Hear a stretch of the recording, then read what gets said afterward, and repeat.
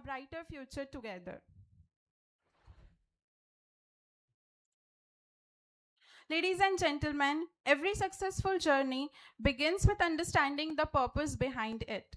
Before we explore the opportunities that await us over the next 3 days, let us first discover the organization that has brought us all together.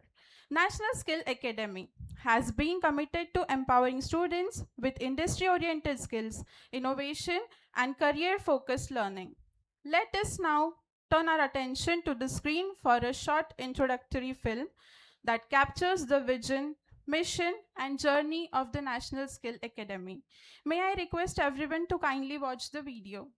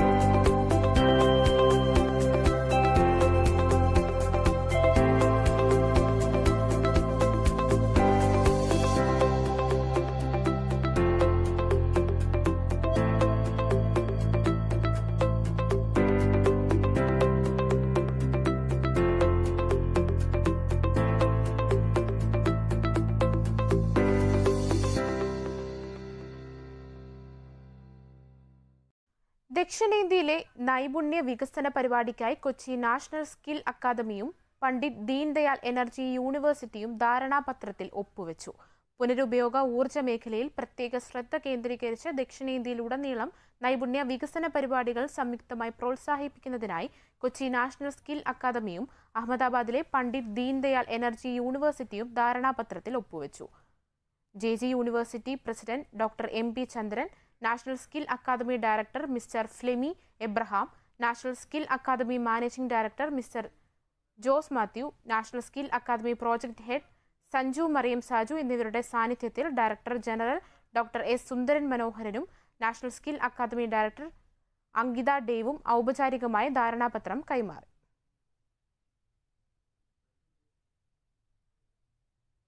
ദക്ഷിണേന്ത്യയിലെ നൈപുണ്യ വികസന പരിപാടിക്കായി Kochi national skill അക്കാദമിയും അഹമ്മദാബാദിലെ Pandit Deendayal energy യൂണിവേഴ്സിറ്റിയും ധാരണാപത്രത്തിൽ ഒപ്പുവച്ചു.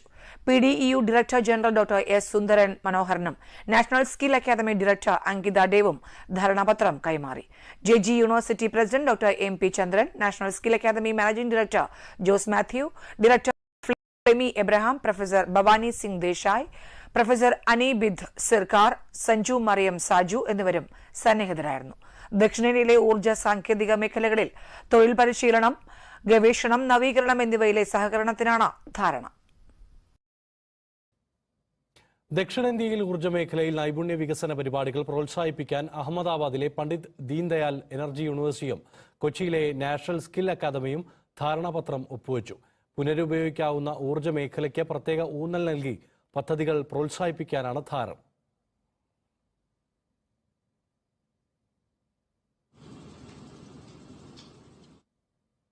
പുനരുപയോഗ ഊർജ്ജ മേഖലയിൽ ദക്ഷിണേന്ത്യയിലെമ്പാടും നൈപുണ്യ വികസന പരിപാടികൾ സംയുക്തമായി പ്രോത്സാഹിപ്പിക്കുന്നതിന് കൊച്ചി നാഷണൽ സ്കിൽ അക്കാദമിയും അഹമ്മദാബാദിലെ പണ്ഡിറ്റ് ദീൻദയാൽ എനർജി യൂണിവേഴ്സിറ്റിയും ധാരണാപത്രം ഒപ്പുവെച്ചു. J G university president doctor M P. Chandran, national skill academy director Flemy Abraham, national skill academy managing director Jose Mathew, national skill academy project head Sanju Mariyam Saju എന്നിവരുടെ സാന്നിധ്യത്തിലായിരുന്നു ഈ ചടങ്ങ്. ദക്ഷിണേന്ത്യയിലെ ഊർജ്ജ സാങ്കേതിക മേഖലകളിൽ തൊഴിൽ പരിശീലനം, ഗവേഷണം, നവീകരണം എന്നിവ മുന്നോട്ട് കൊണ്ടുപോകുന്നതിനുള്ള ചുവടുവെപ്പാണ് ഈ സഹകരണം.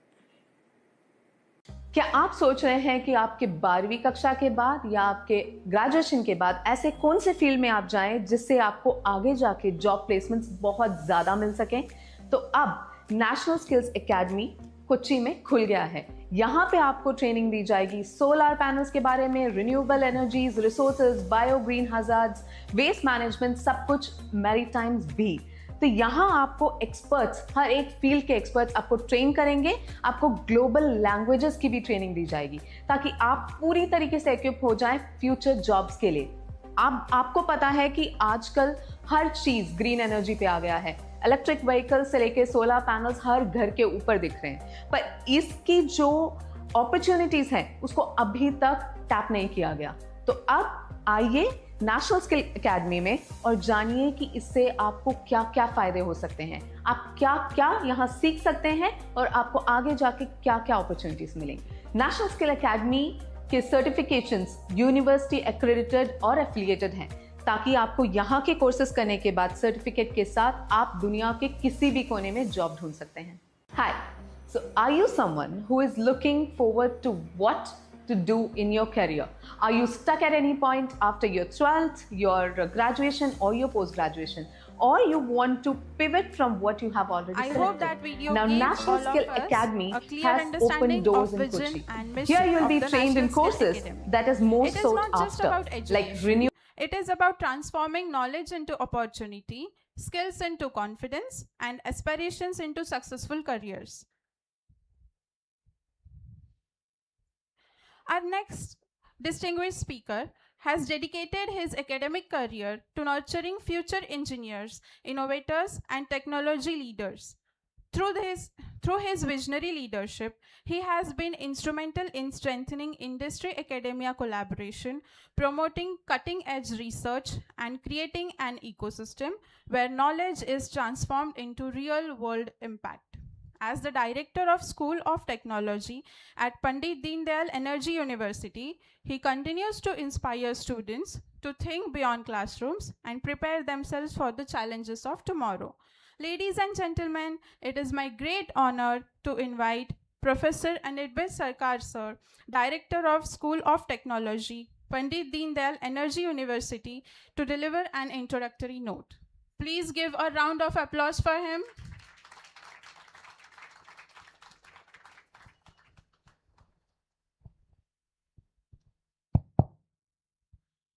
Good morning, all. Yeah, it's heartening to see all of you down south because we are coming from a state which is in the western India, and you all know our beloved Prime Minister is from that state. So I first of all take this opportunity to congratulate National Skill Academy to bring out 3 orientation courses for all of you, which is on very relevant topic on oil and gas technology, semiconductor, and also drone technology. We have seen a little bit about PDEU that on 17 July 2025, an MOU was signed between NSA and PDEU for collaboration and cooperation, and that has been beautifully showcased in the film which was shown to you and was covered in many news articles and also in the TV. Just to give a little bit brief about PDU, and then we'll say about our collaborations with this academy, is that PDU is a university which deals with various technologies in the oil and gas and renewable energy, and we are looking for clean technologies. So these technologies revolves around semiconductor and also green technologies which actually subscribes to the sustainable development goals. The Prime Minister is talking about SDG. Especially when we go outside, we are very much concerned about SDG 13, and you can do a Google on that to understand that we are committed to climate action. So whatever we do, it should be for the SDG 13, which is climate. We should protect our earth and our technologies should revolve around it.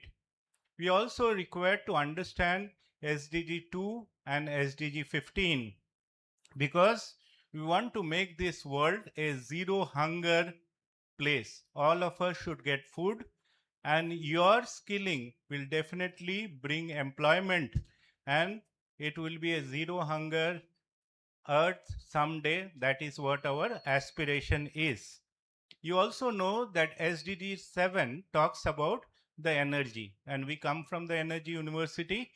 We will get you oriented in the next 3 days on the energy sectors. So whether it is drone or whether it is semiconductor or whether it is oil and gas, the technology will ultimately talk about a clean energy. And that is what our aspiration is.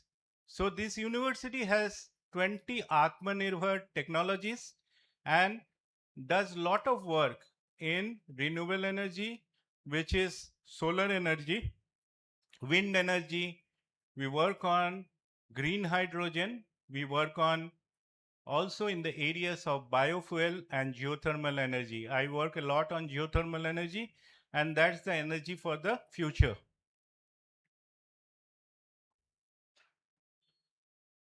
So we expect that you in the next 3 days will be learning 3 technologies, and we are starting a course from 20th July which will be for 3 months, which will be revolving on these 3 technologies.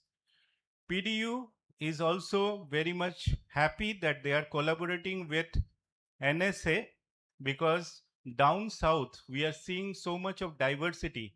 People are coming from various states, and the representation from various states is very heartening because there we will learn not only technology but there will be cross-disciplinary understanding.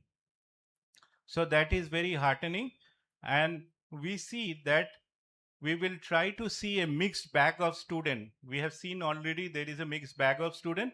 So we will be trying to do our studies in a very lucid way, in a very systematic way so that all of you can take at least 20% what we do in the orientation program for all the 3 courses. I don't expect as a teacher having 30 years of experience both in academia and industry that you will carry 100% of your knowledge. If you can carry 20% of your knowledge, which we will be delivering in the next 3 days, we are very happy. There is a small test which you can go through. I will tell you, keep your mobile also during the test. And if you Google the answers and write it, I'll be happy. That means you are putting your brain to understand the question and relate what has been taught and then looking for the answer. If you don't know, it will be an auto suggestion which will be created in the mind.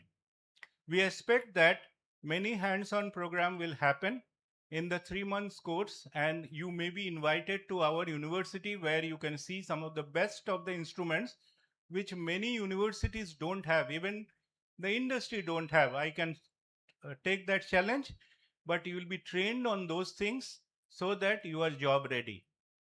In these courses, there will be small also orientation that after doing this course, not those 3 days course, but long-term course, what type of industry may absorb you. All the best, and we'll start the program. Thank you so much, sir. So now let's begin. Every meaningful journey begins with gratitude. To invoke the blessings of the Almighty,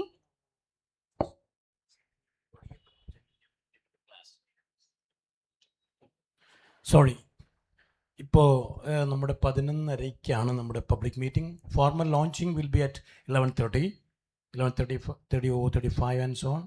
And we have already designed your class schedules down. Hospitality students should stay here. And the rest of the students, semiconductor and oil and gas and drone technology, please move to your respective classes. And we will call forth later. Please. Thank you.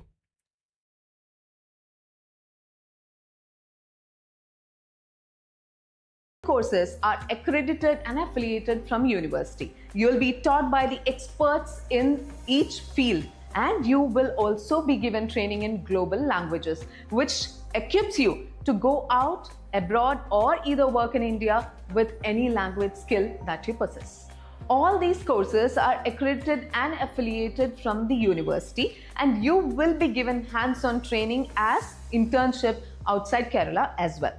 So at this point of time, you very well are aware that most of the houses in future will be equipped with solar panels, and you will be knowing someone or you're going to drive an electric car sooner or later. So one of the most biggest job opportunities that has opened up is for technicians in renewable resources energy management. Here at National Skill Academy, you will be given hands-on training from the experts in each field for solar panel installation, for energy management, for green hydrogen management, and even semiconductor technology. So National Skill Academy has opened in Kaloor, in the heart of the city, which is very well connected through metro and via every bus route. So National Skill Academy has opened doors in Kaloor, Ernakulam, Kochi. This place is very well connected through metro and via bus routes. So this academy is very spacious with integrated lab and all the hands-on training from all the experts you can ever get. Hi sir, welcome to the show. Sir, ഒരു university നടത്തുന്നുണ്ട്, അതിൻ്റെ കൂടെ ഒരു school നടത്തുന്നുണ്ട്, ഏകദേശം 15,000 students അതിലുണ്ട്. എന്നിട്ടൊരു academy തുടങ്ങാനുള്ള തീരുമാനം എവിടെ നിന്നായിരുന്നു? ഞാൻ കേരളത്തിൽ ഇന്ന് പോയിട്ട് 30 വർഷമായി. ഗുജറാത്തിൽ സ്കൂളും കോളേജും യൂണിവേഴ്സിറ്റിയൊക്കെ സ്ഥാപിച്ചു. അതിനു മുന്നേ ഞാൻ പബ്ലിക് സെക്ടറിലും പ്രൈവറ്റ് സെക്ടറിലും മൾട്ടിനാഷണലും ജോലി ചെയ്തിരുന്നു. അപ്പോൾ കേരളത്തിൽ ചില മാറ്റം 2-3 വർഷമായിട്ട് ചെയ്യുന്നുണ്ട്. ഇൻഡസ്ട്രിയലൈസേഷനും വേണ്ടിയിട്ടും കുറച്ച് പുരോഗമന പദ്ധതി ഗവൺമെൻറ് കൊണ്ടുവരുന്നുണ്ട്. അപ്പോൾ ഞാൻ വിചാരിച്ചു നമുക്ക് എഡ്യൂക്കേഷൻ ആണ് എൻ്റെ ഫോർട്ടെ, അത് കേരളത്തിലെന്തെങ്കിലും ചെയ്യാൻ പറ്റുമെങ്കിൽ ചെയ്യാമെന്ന് വിചാരിച്ചു. കേരളത്തിൻ്റെ പ്രൈവറ്റ് യൂണിവേഴ്സിറ്റി ബില്ലും കണ്ടു. അപ്പോൾ അത് അംഗീകരിച്ചിട്ട് യൂണിവേഴ്സിറ്റിയുടെ അപ്രൂവൽ വരുമ്പോൾ ഒരുപാട് സമയമെടുക്കും. അതിന് മുന്നേ നമുക്കൊരു സ്കിൽ അക്കാഡമി തുടങ്ങാമെന്ന് വിചാരിച്ചു. കാരണം that is the need of the hour for Kerala especially and India in general. അവിടെയാണ് ജോലിയുള്ളത്. അടുത്ത് കേട്ടതാണ് 2030ഓടെ 500 gigawatt non fossil fuel energy ആണ് ഇന്ത്യ ലക്ഷ്യം വെക്കുന്നത് എന്നുള്ളത്. ഇതൊരു വലിയ വിഷൻ ആണല്ലോ. സാറിന്റെ നാഷണൽ സ്കിൽ അക്കാദമിയിലെ സ്റ്റുഡൻസിലൂടെ സാർ അതിലേക്ക് കോൺട്രിബ്യൂഷൻ എങ്ങനെയാണ് ചെയ്യാൻ ആഗ്രഹിക്കുന്നത്? ഇപ്പം ഈ റിന്യൂവബിൾ എനർജിക്ക് വേണ്ടിയിട്ടുള്ള സ്കിൽഡ് പേഴ്സൺ ഇല്ല, ഇന്ത്യയിൽ തന്നെ ഇല്ല. അപ്പോൾ കേരളം ആണ് ഓൾവേസ് ലിറ്ററസിയിൽ ഫസ്റ്റ് ഫോർഫ്രണ്ടിൽ കേരളമാണ്. അതുകൊണ്ട് ഇവിടുത്തെ കുട്ടികളെ നമ്മൾ ആ ടുമോറോ സ്കില്ലിന് വേണ്ടിയിട്ട് ട്രെയിൻ ചെയ്തിട്ട് അതിൽ കോൺട്രിബ്യൂഷൻ ചെയ്തു. അവർ people would be contributing to realising this dream. Okay, നമ്മൾ റിന്യൂവബിൾ എനർജീസിനെ പറ്റി നമ്മൾ ജസ്റ്റ് പേര് കേട്ടിട്ടുണ്ട്, പക്ഷെ നമുക്ക് കൃത്യമായിട്ടൊരു ധാരണ ഇല്ല അത് എന്താണെന്നുള്ളത്. അപ്പോൾ അതെന്താണെന്നൊന്ന് പറഞ്ഞുതരുമോ? ഞാൻ എനർജിയെ പറ്റി പറയാം. ഓക്കെ, നമ്മൾ എനർജിയെ പറ്റി വിചാരിക്കുമ്പോൾ ആദ്യം വരുന്നത് ഇലക്ട്രിസിറ്റിയാണ്. ഇലക്ട്രിസിറ്റി ട്രഡീഷണൽ നോക്കിയാൽ കോൾ ബേസ്ഡ് ജനറേഷനാണ് കാണുന്നത്. കോൾ ബേസ്ഡ് ജനറേഷൻ ഒരു വലിയ സ്ഥാപനം വേണം. അപ്പോൾ coal based generation of electricity power പ്രൊജക്റ്റുകളുണ്ട്. വലിയ പവർ പ്രൊജക്റ്റുള്ള ജനറേറ്റിംഗ് മാനുഫാക്ചറിങ് സ്ഥലം ഒരു സ്ഥലത്തായിരിക്കും. അതിനുശേഷം ഡിസ്ട്രിബ്യൂഷൻ നമ്മൾ സിറ്റിയിലും വില്ലേജിലും കൊടുക്കാൻ അതിനുവേണ്ടി ഡിസ്ട്രിബ്യൂഷൻ കമ്പനി ഉണ്ട്. For example Kerala electricity board. അപ്പോൾ കോൾ ഉപയോഗിച്ചിട്ട്, കോൾ എന്ന് പറഞ്ഞാൽ ഹൈലി പൊള്യൂട്ടിങ് റോ മെറ്റീരിയലാണ്. അത് ഉപയോഗിച്ചിട്ട് നമ്മൾ ഇലക്ട്രിസിറ്റി ഉത്പാദിപ്പിക്കുക. ആ ഇലക്ട്രിസിറ്റി ഡിസ്ട്രിബ്യൂഷന് വേണ്ടി ഡിസ്ട്രിബ്യൂഷൻ കമ്പനിയിൽ ട്രാൻസ്മിഷൻ ലൈൻസിൽ കൂടെ വരുന്നുണ്ട്. അപ്പോൾ ഒരു ലോസ് ഓഫ് പവർ ഉണ്ട്. ഇവിടെ 100 യൂണിറ്റ്സ് ജനറേറ്റ് ചെയ്യുന്നുണ്ടെങ്കിൽ distribution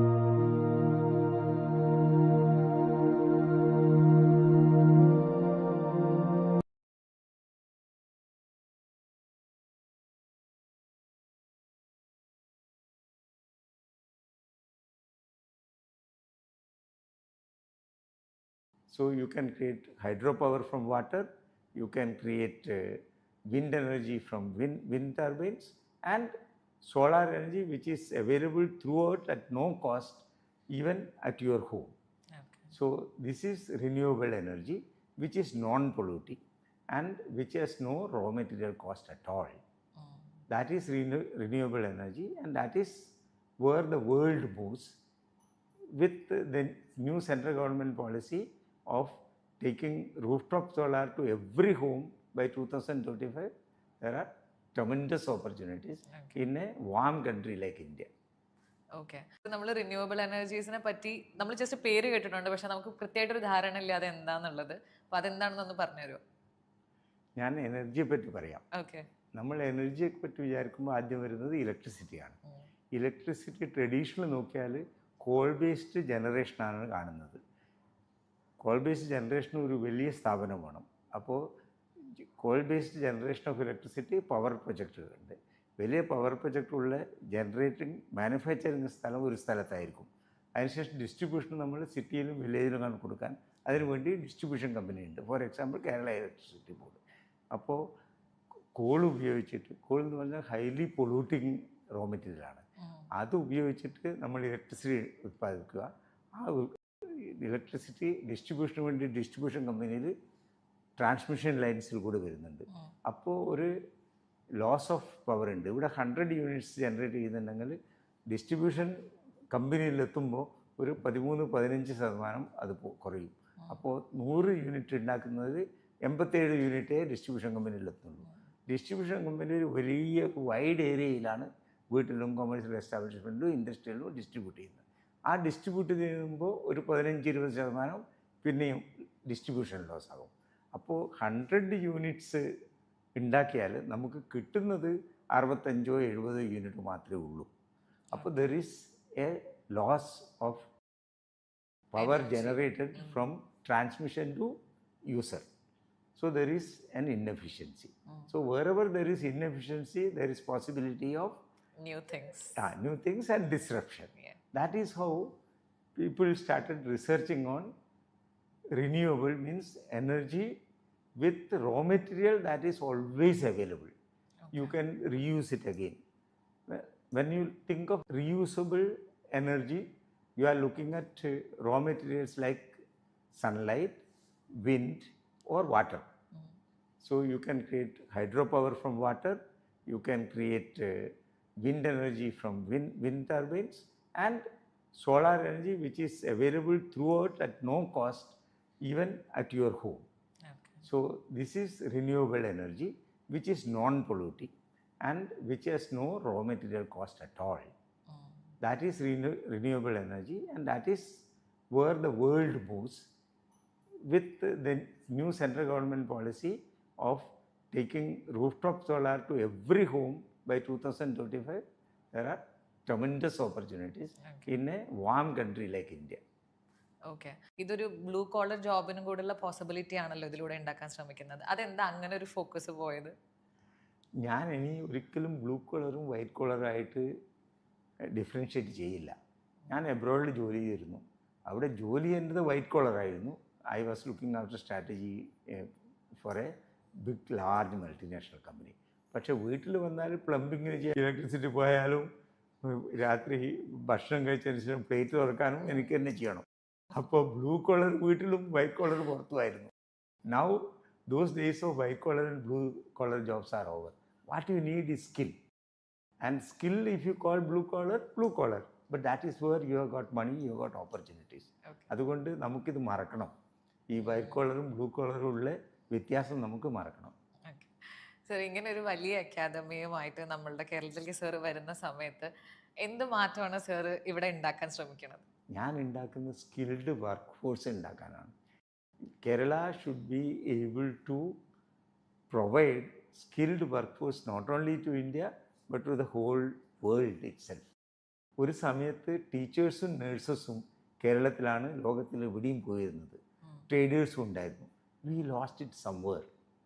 now these are areas where there is a lot of growth. For example, renewable energy is the buzzword everywhere in the world. If you can create those skilled people in Kerala, Kerala would get back those great days again. India is rising as one of the world's largest economies. And with this growth comes a powerful demand for skilled professionals in renewable energy, AI, and technology. Introducing the National Skill Academy. At NSA, we focus on high-demand industries like solar energy and petroleum engineering, offering hands-on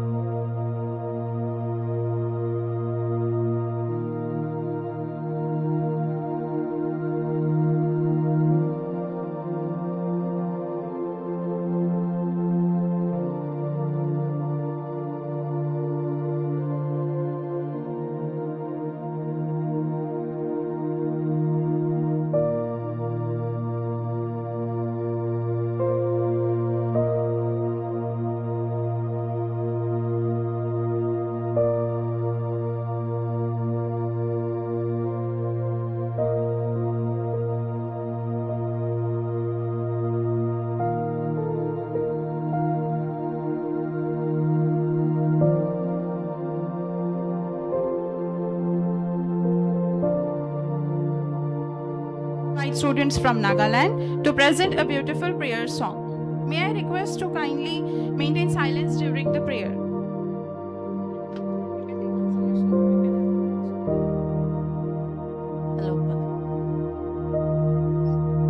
Good morning, distinguished guests, participants, and everyone present here. We are from St. Xavier College, Jaloke, and we will be presenting a prayer song. This prayer song is a deeply meaningful hymn sung in the Ziliangrong dialect. It expresses quite heartfelt prayers and offers praise, honor, and gratitude to God, who faithfully guides, protects, and strengthens us throughout our lives. This song reflects complete trust in His love and promises, reminding us that even when we face temptations, trials, sorrow, or the hardships of life, we should remain steadfast in faith. Its message is one of hope, courage, and unwavering devotion. It declares that no matter what challenges arise, we will continue to stand firm because we know that God is our true shepherd, protector, and savior.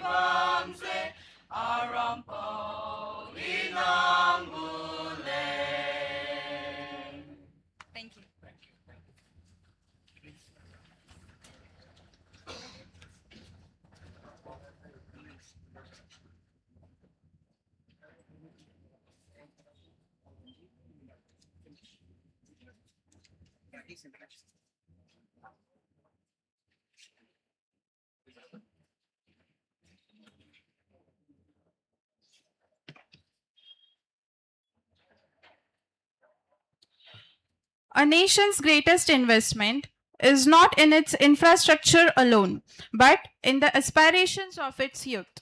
Our next distinguished guest is admired for his dynamic leadership, progressive vision, and unwavering commitment to public service. His tireless efforts in empowering young people, strengthening education, and driving community development have earned him widespread respect across Kerala. It is my immense pleasure to invite the Honorable Member of Parliament representing Ernakulam, Mr. Haibi Eden, to officially inaugurate today's program. I also request Colina ma'am to give him token of felicitation to officially inaugurate the program. Let's welcome him with the thunders of rounds of applause.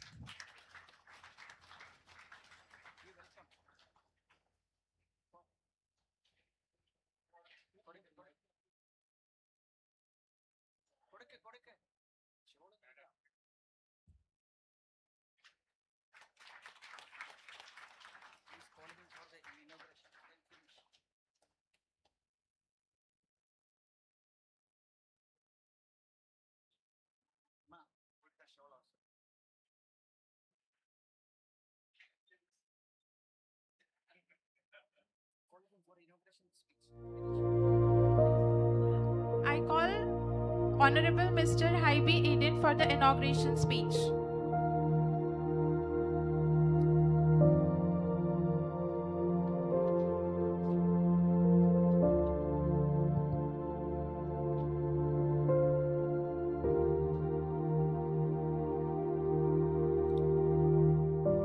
Reverend Father Thampi Anthony, Director of Global Language, Ms. Flammy Abraham, Director, National Skill Academy, Honorable Dr. Anbrid Sirkar, Director, School of Technology, Mr. MP Chandran, Chairman and President of JG University, Reverend Father Johnson, St. Xavier's College, Nagaland, Reverend Dr. Francis, Vigar, Nagaland, Mr. Jose Matthew, distinguished guests on the dais, off the dais, teachers and students who have gathered from many parts of the country, including Nagaland, including Gandhinagar, and teachers, faculty, non-teaching staff, and students. It's a great honor and privilege for me to be a part of this inaugural program organized by the National Skill Academy in association with Pandit Deendayal Energy University, an additional skill acquisition program, which is a part and parcel of the Kerala state government. We have friends from Pune, we have friends from many different states.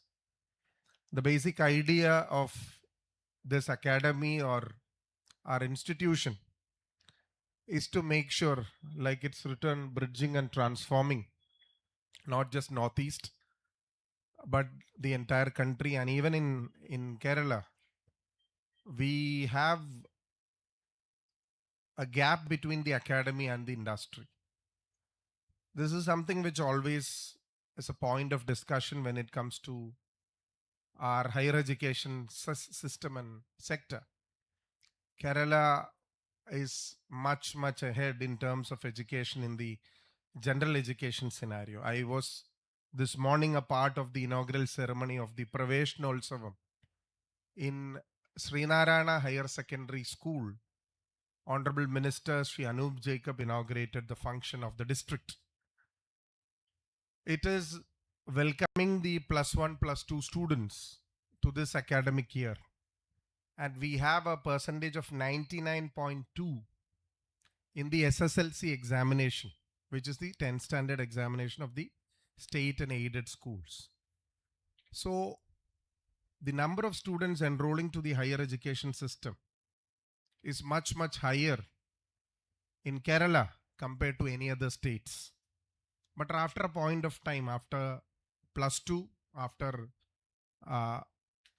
their 12 standards, there is a problem where a lot of students go to the neighboring states, a lot of students go abroad, a lot of them are not a part of the system, and even when they get enrolled to any system of education, whether it is a graduation course, whether it is a post-graduation course, whether it is a professional course, the main idea of the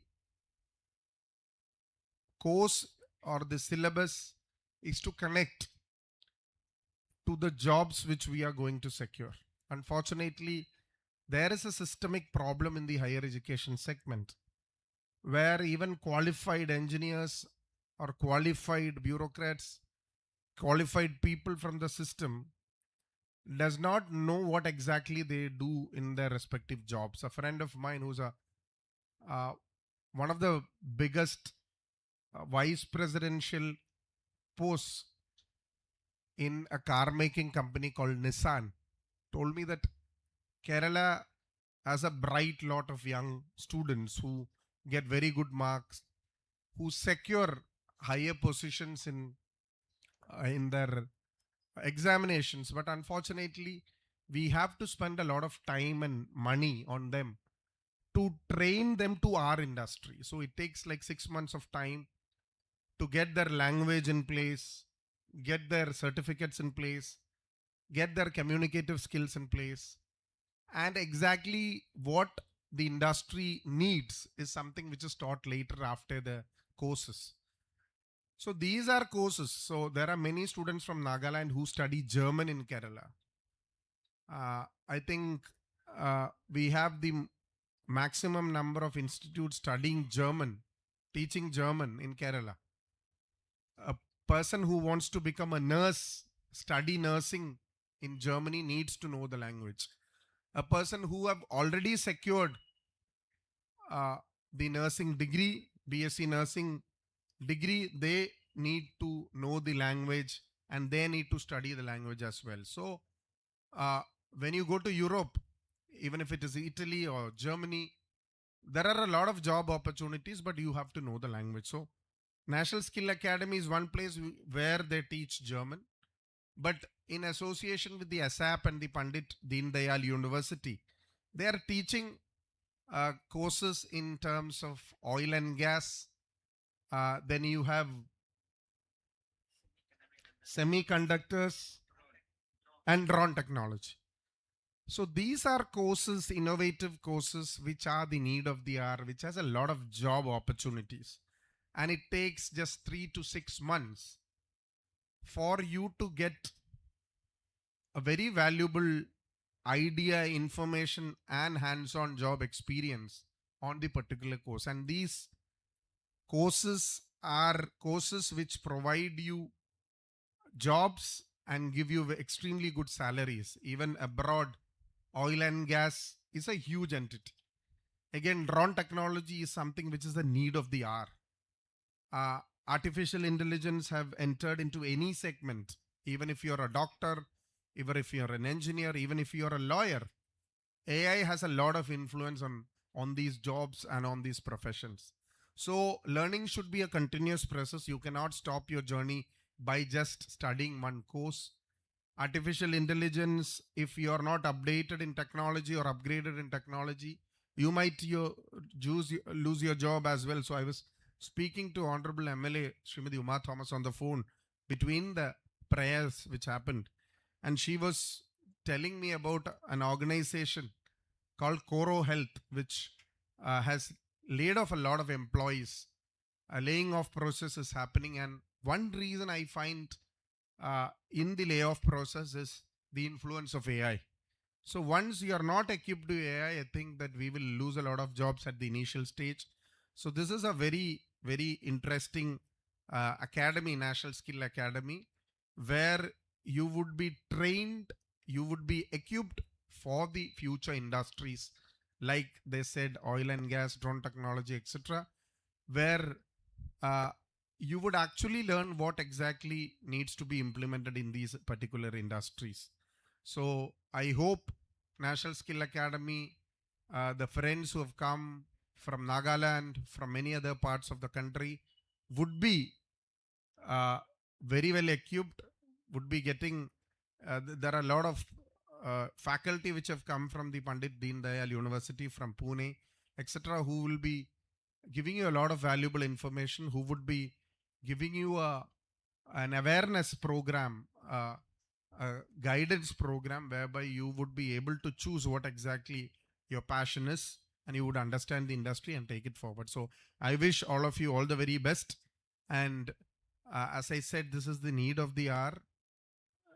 We have a lot of undergrad courses, we have a lot of regular courses, but people in today's world are looking into courses where you would be equipped in a particular industry, where you would be earning at a very, very early age of your career. And this is something very innovative National Skill Academy is doing. And I wish the management and the Honorable Reverend Priests and the faculty all the very best for their future endeavors. And I would like to declare this program as inaugurated. Thank you. Jai Hind.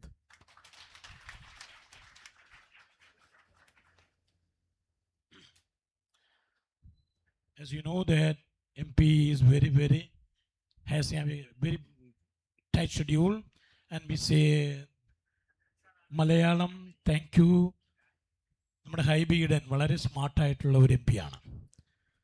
വളരെ വളരെ പരിപാടികളുമായിട്ട് എറണാകുളത്തിൻ്റെ ഏറ്റവും വലിയ charming young enthusiastic M P. ഇപ്പം ഇത്ര നേരം വരെ പെട്ടെന്ന് വന്നിട്ട് പോവുകയാണ്. വന്നതിന് എല്ലാവരുടെയും പേരിൽ ഞാൻ നന്ദി പറയുകയാണ്. ഒരു റിക്വസ്റ്റ് കൂടിയുണ്ട്. നാഗാലാൻഡ് സ്റ്റുഡൻസിനെ ഒരു എം പിനെ കാണാൻ പറ്റില്ല, ഒരു എം എൽ എനെ കാണാൻ പറ്റില്ല. അതുകൊണ്ട് തന്നെ അവർക്ക് ഭയങ്കര ഇഷ്ടമാണ് എം പിമാരെ. All the Nagaland students come over here and make a photograph please. അവർക്കൊരു ഫോട്ടോ എടുക്കണമെന്ന് പറഞ്ഞായിരുന്നു. എം പി എന്നൊക്കെ പറഞ്ഞ പ്രധാനമന്ത്രി പോലെയാണ് നാഗാലാൻഡിൽ. Please come forward everybody, make a photo with our M P. Our M P is close to the people. Please.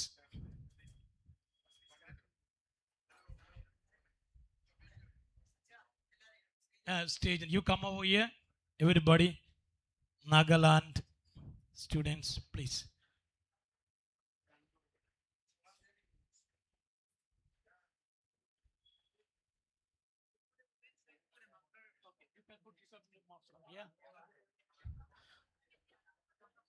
Nagaland people will love to put a drawing a shroud.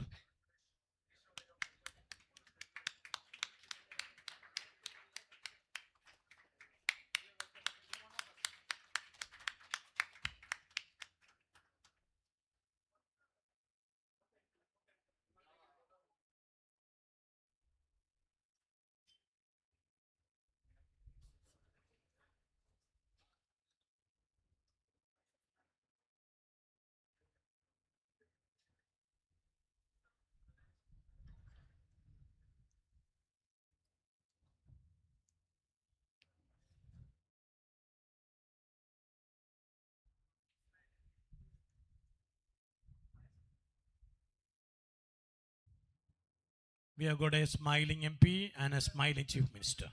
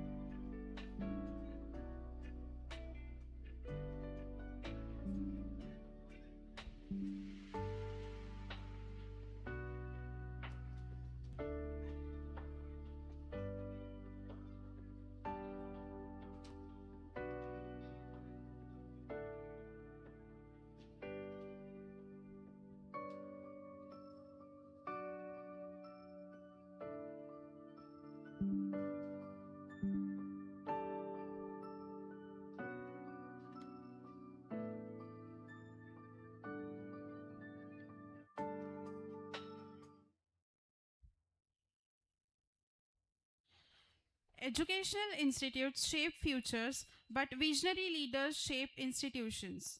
Our next speaker is a distinguished educationist whose remarkable journey reflects excellence in academic leadership and innovation. Through his vision, he has inspired institutions to nurture talent, encourage research, and prepare students for a rapidly evolving world. Ladies and gentlemen, please welcome the Chairman and President of JG University, Honorable Mr. MP Chandran Sir, to deliver the keynote address.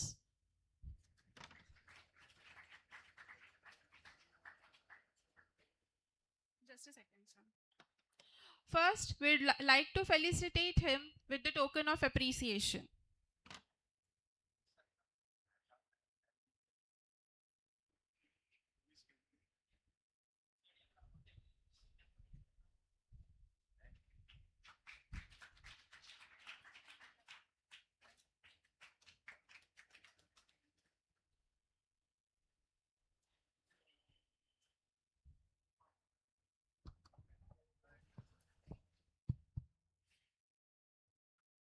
Distinguished guests on the dais, off the dais, my dear students, invited guests, a very good morning.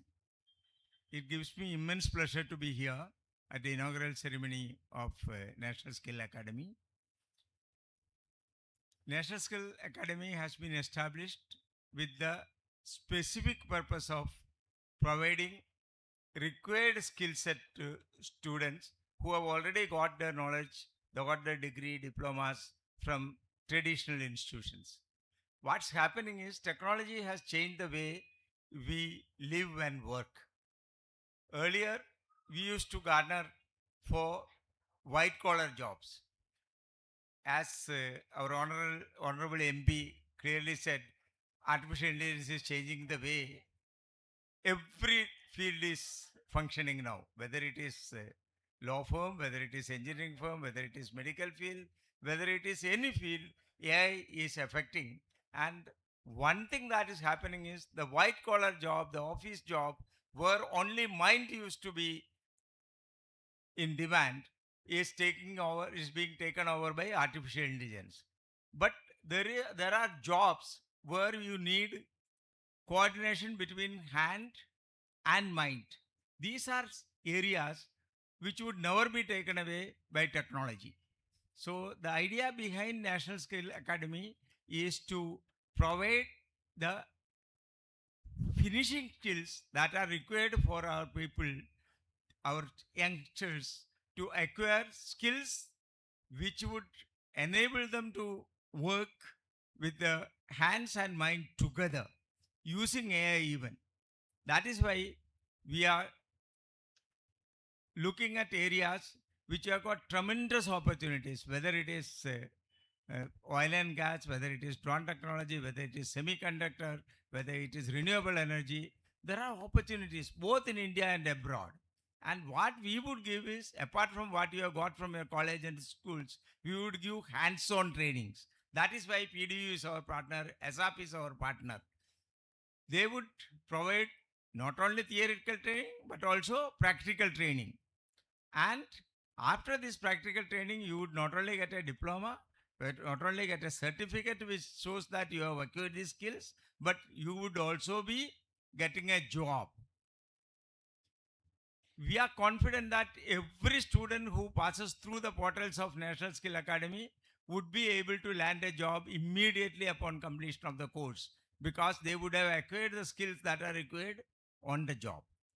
Therefore, it's my pleasure to announce that the first batch of National Skill Academy students would not be paying any fees upfront.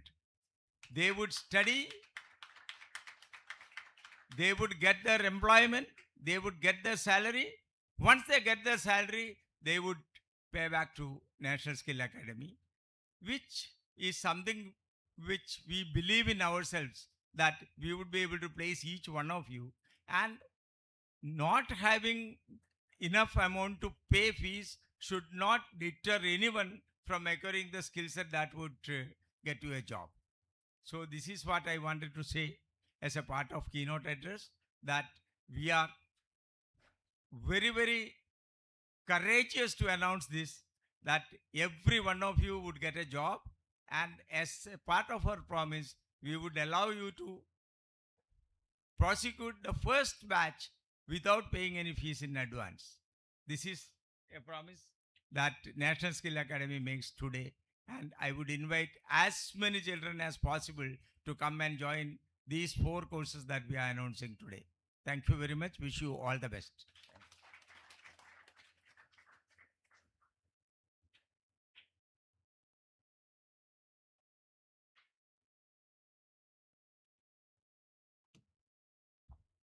Thank you so much, Chandran sir, for the kind words.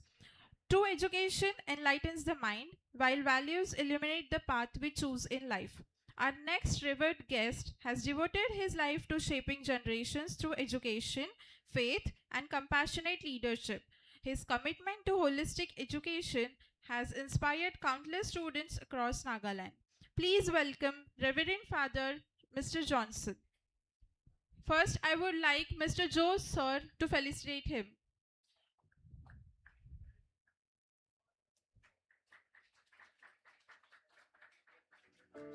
Please give them a round of applause. I know it could be louder, more louder.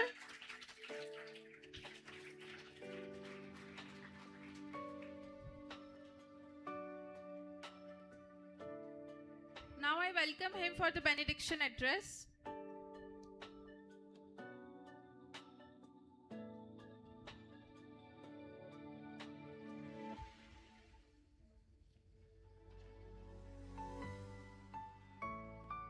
respected guests on the dais, all our important dignitaries.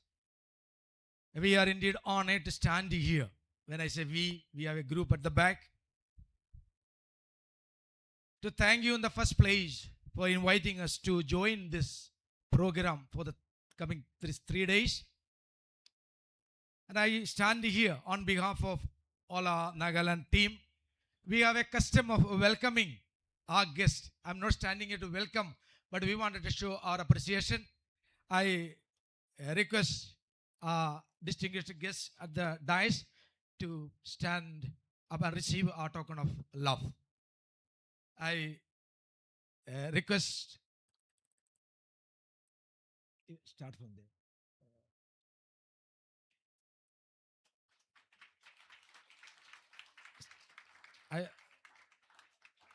Then Sir Josh, then I missed the name.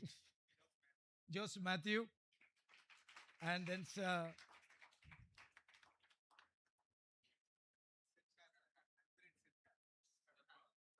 Sarka.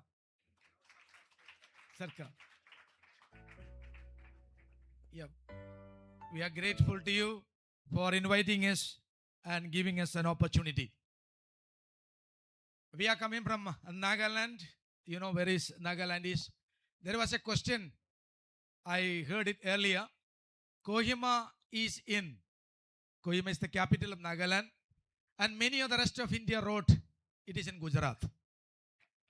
When you say Northeast India, again when we speak, we think there is a place called Northeast India. There is no place called Northeast India.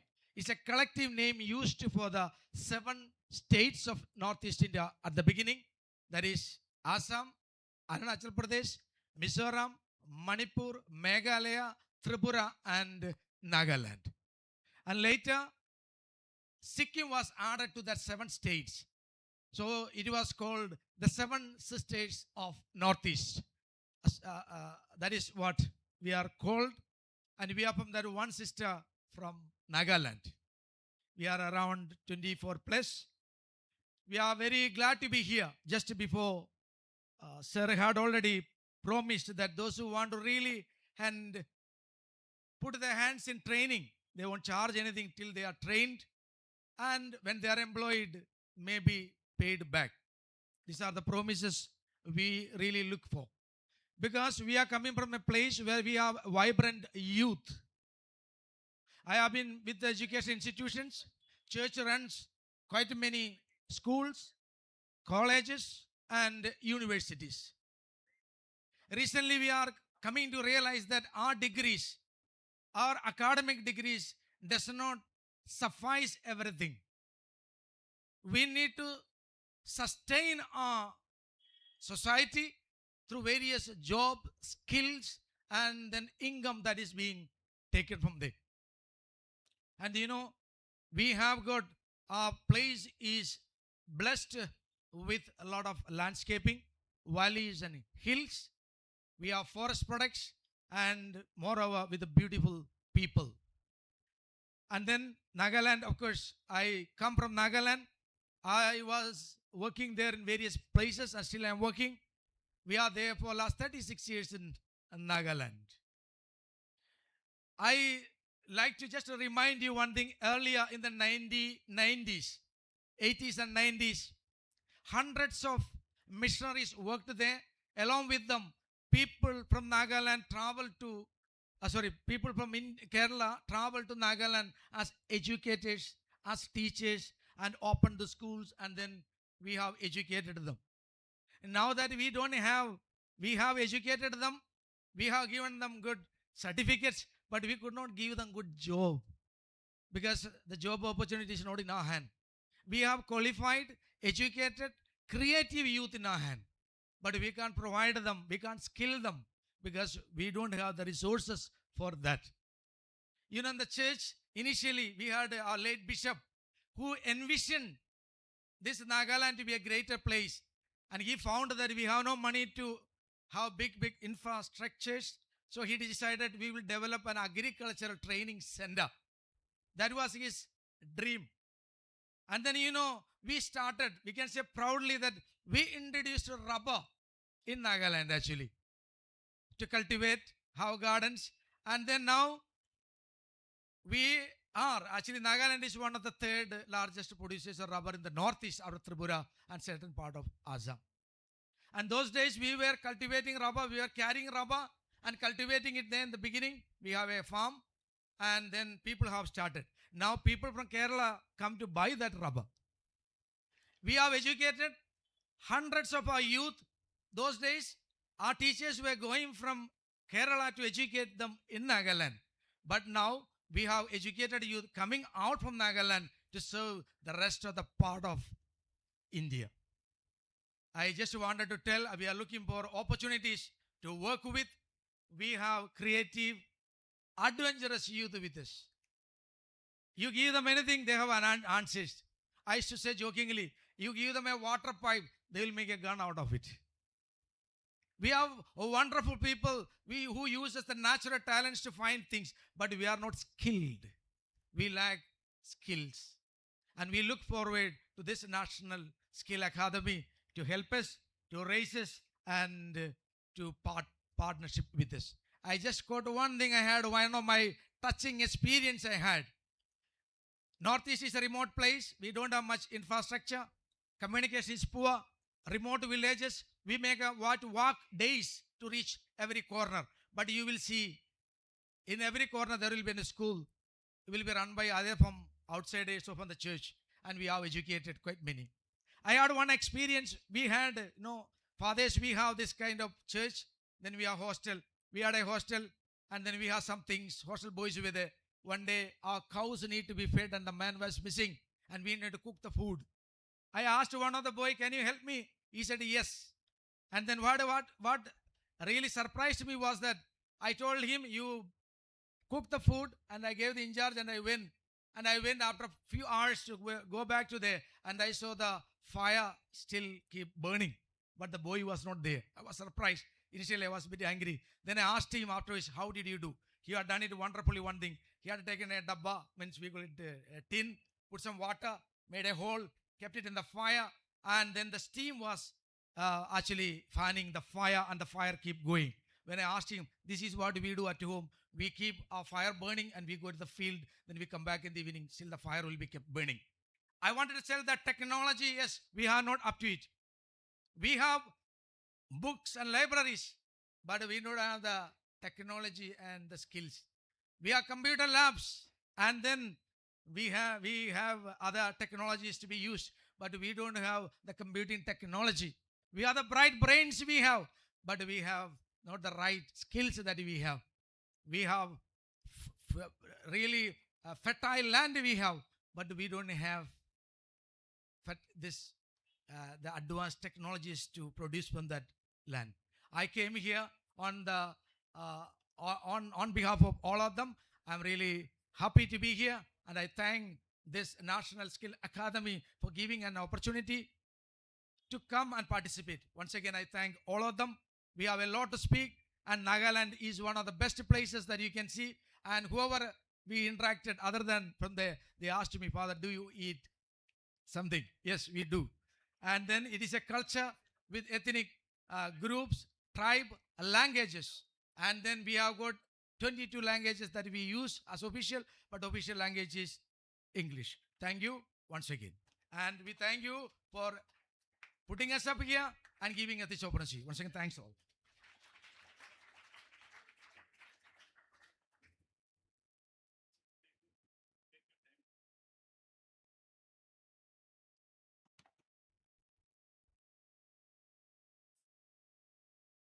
Thank you, Reverend Father, for your inspiring and thought-provoking message.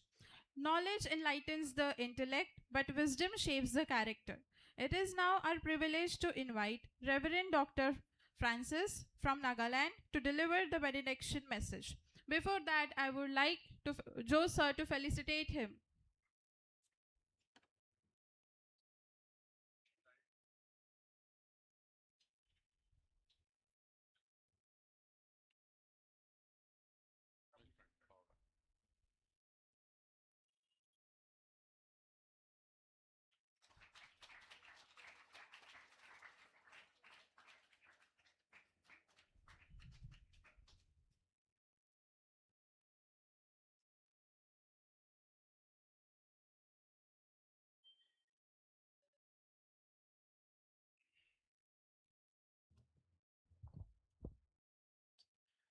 we are cutting across the noon time. So, good morning and good afternoon.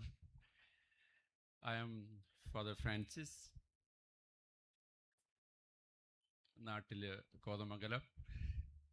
1988 ഞാൻ നാഗാലാൻഡിലോട്ട് പോയത് 10ാം class കഴിഞ്ഞപ്പോൾ. ഇപ്പോൾ നാഗാലാൻഡിൻ്റെ main area എന്ന് പറയുന്ന ഡിമാപൂർ ടൗണിനടുത്ത് school, പള്ളി, സാമൂഹ്യ സേവനം, അങ്ങനെ പല കാര്യങ്ങളായിട്ട് ഫാദർ ജോൺസൺ പറഞ്ഞതുപോലെ ഞങ്ങൾ വരുന്ന സാഹചര്യവും അവിടുത്തെ വിദ്യാഭ്യാസ കാര്യങ്ങളും ഒക്കെ ഏതാണ്ടൊക്കെ വിവരിച്ചു. I have something more to say. So with the greetings to all of you who are on the dais and to all of you who are in front of me, I have one or two thoughts for you to think about in the context of bringing together. Extremely grateful that we have this representation from Nagaland in the eastern part, Gujarat, the western part, and trying to put things together from Kerala. Wonderful gathering. We often use this word nation, and there is a phrase used within that, the mainstream. Who are in the mainstream? And how some of these places become part of the mainstream? Kerala is definitely known as mainstream. Delhi is very much in the mainstream. And I'm not sure why the other places are not in the mainstream. What are the measuring roads by which we call some of them are in the main and some of them are not? Industrial growth, communication facilities, human capital development could be some of them. And I believe, especially as now representing Nagaland from the field of education and social capital, human capital development, I believe we are in the mainstream in some ways, definitely not in some ways. Educational advancement is very much recent. A highway in its full scale is very much recent in Nagaland. It's not because there has not been investment. It's not because there were people who were in need of it. It's not because there were no political will, but possibly there is somewhere some disconnection between the resources and its management. I have been part of this effort from skilling the students to walk into the school in a place where there was no proper education, and later into higher education. And I have seen the struggles, whereas these come as almost benefits with birth in other parts. Now that we are seated in Kerala with the background of West and the East, definitely schooling is not anything that is very difficult to be available. A good school, a good road, a good college is not anything that is not accessible in Kerala, whereas it's not the same in Nagaland. However, as already mentioned, by capacity, by availability, by resources, they are possible, but somewhere there is a big gap between making it available. And I believe this coming together will bridge this gap between development and non-accessibility towards resources. The variety comes in the form of race, culture, food habits, physical features, climate, topography, and in so many ways. And definitely because of that, the human response to it by way of living it also becomes different. We are grateful to the National Academy, the Skill Academy, this Center Institute. Father Anthony Thambi was my associate for some reasons for us 10 plus years. When I brought the students back in 2013 for an exposure program to Kerala, it was Father Anthony Thambi who facilitated our stay in the hospital for the nights. And recently, when we thought of upskilling our students for foreign languages, German and otherwise, other one or two more we are looking at. And that was a time Father Anthony Thambi all the way personally came to Nagaland to give an orientation for students or youth to look at this possibility. And a few of them came over, and I'm told some of them are preparing themselves to go abroad. And when this possibility came about, this particular orientation program, it was originally opened for the students who were completed graduation, but the response was not very good. And that was the time the opportunity was given to St. Xavier College, and wherein Father Johnson as a principal took the chance to organize the possibilities. So this is a context in which we are, and I believe plenty of options are open for us, and all of us who are seated here will have this possibility to get together, learn one another, and then look at the future of ours. And to all of you who are from Nagaland, I have this to say: look at the possibilities. Look at your own capacities. You see this, that you are in Kerala, you see this. Lots of youngsters from Kerala are not happy with the job opportunities available here. They are making way to Europe, America, Canada, Australia, because they say that they don't have sufficient possibilities. And I'm sure those of you from Nagaland should also think the multiple possibilities that are available to develop your own area. You get a view, not that they will provide you with everything, but you will get a view of what is possible. The commitment, the effort should come from you. The dissatisfaction should come from you to see that I'm not okay with what I have. I need to get things done, and I need to get things done with the help of others. And this mutual dependence is the possibility. This mutual discovery is a possibility. This mutual commitment is a possibility to build a future for oneself, for the family, for the society, for the state and the nation as a whole. And therefore, looking at just not what is available, but looking at the possibilities to get into, look at the way how you can make yourself into it. And that should be the future. That should be the outcome. That should be the possibility. Thanks to once again. May God bless all of us.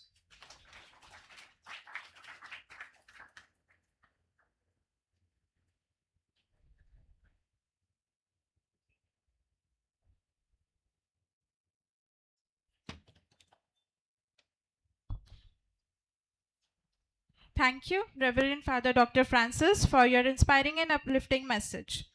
The greatest legacy of any leader is not the title they hold, but the lives they inspire.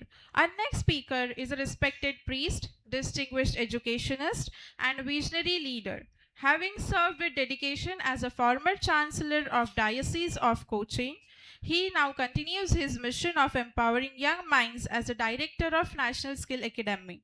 His commitment to values, education, and skill development continues to inspire students across the country.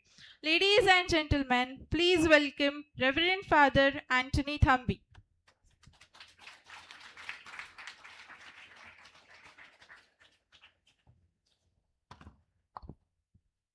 Good morning, everybody. I don't know whether it is good morning, good afternoon, guten Tag. Das wurde besser, oder nicht? Guten Morgen. Guten Tag. Yeah, wonderful, wunderbar. I am supposed to talk about something regarding a, what should I say, keynote address or what, on behalf and in front of these big guns and giants of the Skill Academy Center. You might have seen this personality, MP Chandran sir. I met him for a while ago and I was wonderfully amazed of his personality. You know why? He is known about the fact there is a gap between industry and academics. And he is wanting to lock it. We have got a lot of academicians. We have got a lot of students and professors. I'm also a professor for theology and philosophy, epistemology and contemporary philosophy. But when we combine the industry and academic, only then we can execute something. Then only we will become an executioner. Rajkumar sir has already sung a song. It was like, I don't know Hindi. I am not going to talk in Hindi. What we need is German engineering. What we need is a Japanese quality. What we need is Italian finish. And what we need is a Chinese prices combined with efficiency. This is the combination that which is having by German people and Switzerland people. I was trained in Germany, Switzerland and Austria. And so how something should be done? If it was somebody was asked to remove this to there, in Kerala or India, they will catch all of the things first. In Germany, it's not like that. They will go to the place where it has to be put.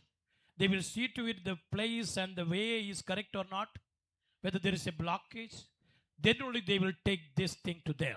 That's a process and procedure of intelligence and thinking pattern. What I want to say, I do want to bridge something not only to the Northeast. I do want to bridge something to the civil and religious state. There was a quote in such a way that engineer, how can an engineer be a trainer?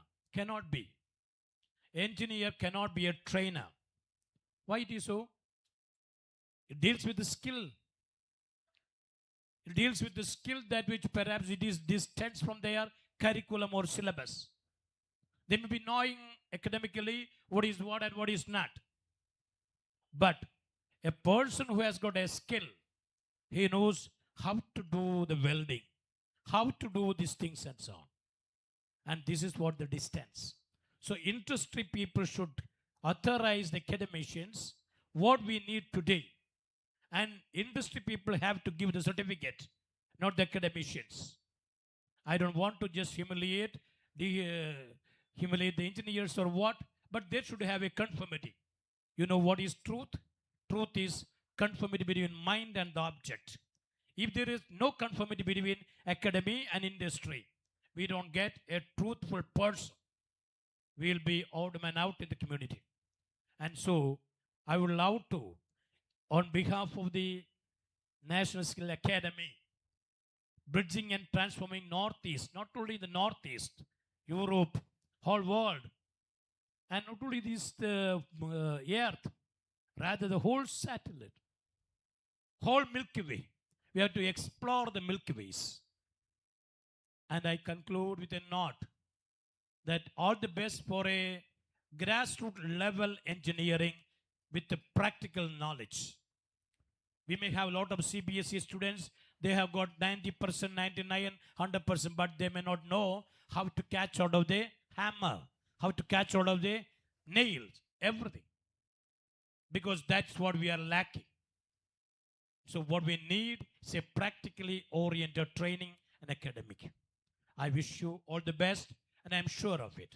The NSA and the PDEU will just facilitate all those people, those who are interested to know or go beyond the frontiers, go beyond the boundaries of their own understanding of what are they what they ought to be?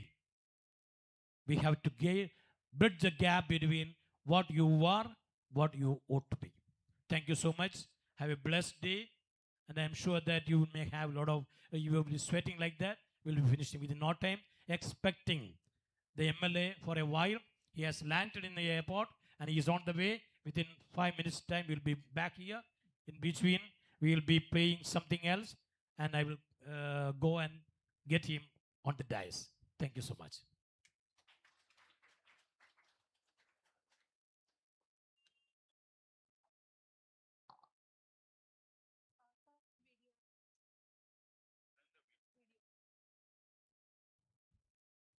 As we continue this inspiring journey, it is equally important to introduce you to one of our esteemed academic partners, a university that has consistently set benchmarks in innovation, research, academic excellence, and industry-oriented education.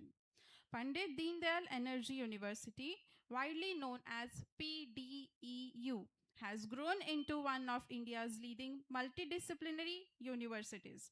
Established in 2007, it has evolved from a specialized energy university into a center of excellence, offering programs across engineering, management, liberal studies, law, and emerging technologies. The university is recognized for its strong industry partnership, research ecosystem, global collaborations, and innovation-driven learning. Today, we are privileged to have representatives from PDEU with us, strengthening this shared vision of empowering young minds through global upskilling and innovation. Before we proceed further, let us take a closer look at remarkable journey, vibrant campus, and inspiring vision of Pandit Deendayal Energy University. May I request everyone to kindly turn your attention to the screen for official PDU film.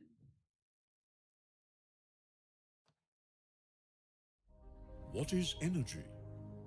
Aristotle portrays energy as the actuality of a potentiality, volatility, uncertainty,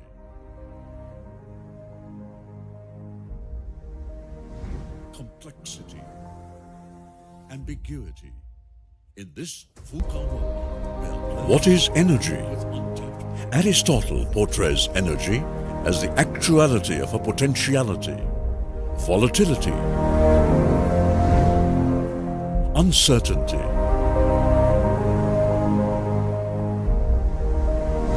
complexity, ambiguity. In this VUCA world, we are players brimming with untapped potential. But with a little push, we can become kinetic, setting our dreams in motion. Education, research, and innovation turn potential into actuality and goals into a reality. In 2007, Gujarat was emerging as the industrial hub and developmental epicenter of the nation. Aiding this change, the then Chief Minister Shri Narendra Modi envisioned an extraordinary institute that India needed, where passionate researchers and innovators from across the nation collaborated to contribute and complement industrial growth in the petroleum sector. Thus, we came into existence, Pandit Deendayal Petroleum University. But since the first law of thermodynamics states that energy transforms from one form to another, we transform too. About a decade ago, we set up a solar plant that produces 1 megawatt of energy and inspired Gujarat as well as India to think about solar energy at a massive scale. These were the seeds sown that resulted in a bloom of specialization in other renewables. And then this happened. बीते 1.5 दशक में पीडीपीयू ने petroleum sector के साथ साथ पूरे energy spectrum और अन्य क्षेत्रों में भी अपना विस्तार किया। लेकिन अब जिस प्रकार से देश और दुनिया की रिक्वायरमेंट है, जिस प्रकार से इस यूनिवर्सिटी ने अपना रूप लिया, मैं गुजरात सरकार से आग्रह करूंगा इसको सिर्फ पेट्रोलियम यूनिवर्सिटी के बजाय अच्छा होगा अब इसको हम एक एनर्जी यूनिवर्सिटी के रूप में कन्वर्ट करें। Pandit Deendayal Energy University. Pandit Deendayal Energy University has a unique obligation to impart energy education in order to train energy ambassadors for the nation. For its pivotal contribution in its journey towards energy transition, the Government of India has bestowed the highest NAC A++ grade and has declared PDEU as one of the premier institutions in our country. With the developed disruptive technologies for energy transition, PDEU is transforming to be a model Industry 4.0 campus. Well, Industry 4.0 is the evolved product of the industrial revolutions the world has undergone. The fourth industrial revolution combines renewables, automation, Internet of Things, artificial intelligence, cyberspace, and advanced logistics for advanced manufacturing. In short, it's the present and future of workspace across different industries. And to inculcate these learnings, we have 4 schools for that. School of Energy Technology, School of Management, School of Technology, and School of Liberal Studies. School of Law. Today, the world is undergoing a rapid transformation. Clean energy, decarbonization, energy efficiency, and technology-based solutions are no longer an aspiration, but today they are necessities. I guess my most precious moment at PDU was the day I got a grant of rupees 2 lakh for my research project. As a researcher, there is a lot to experiment with. Here, students are working on various process intensification based biodiesel production techniques.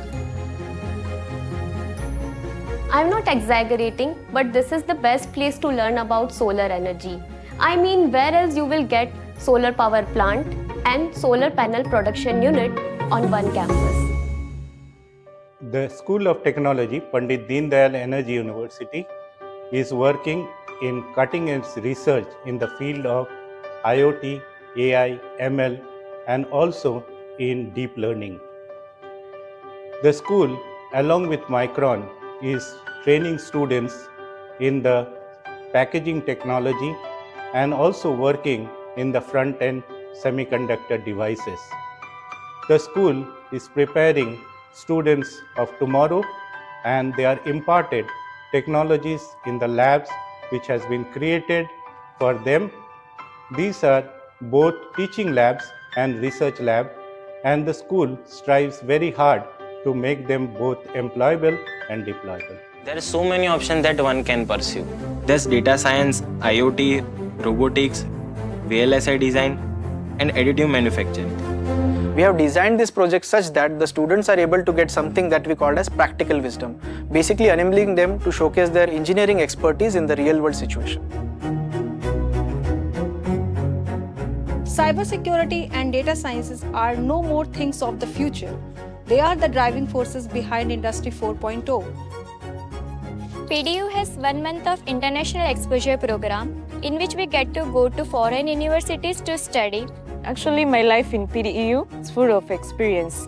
I got to meet different people from different background, nations, and I learned a lot.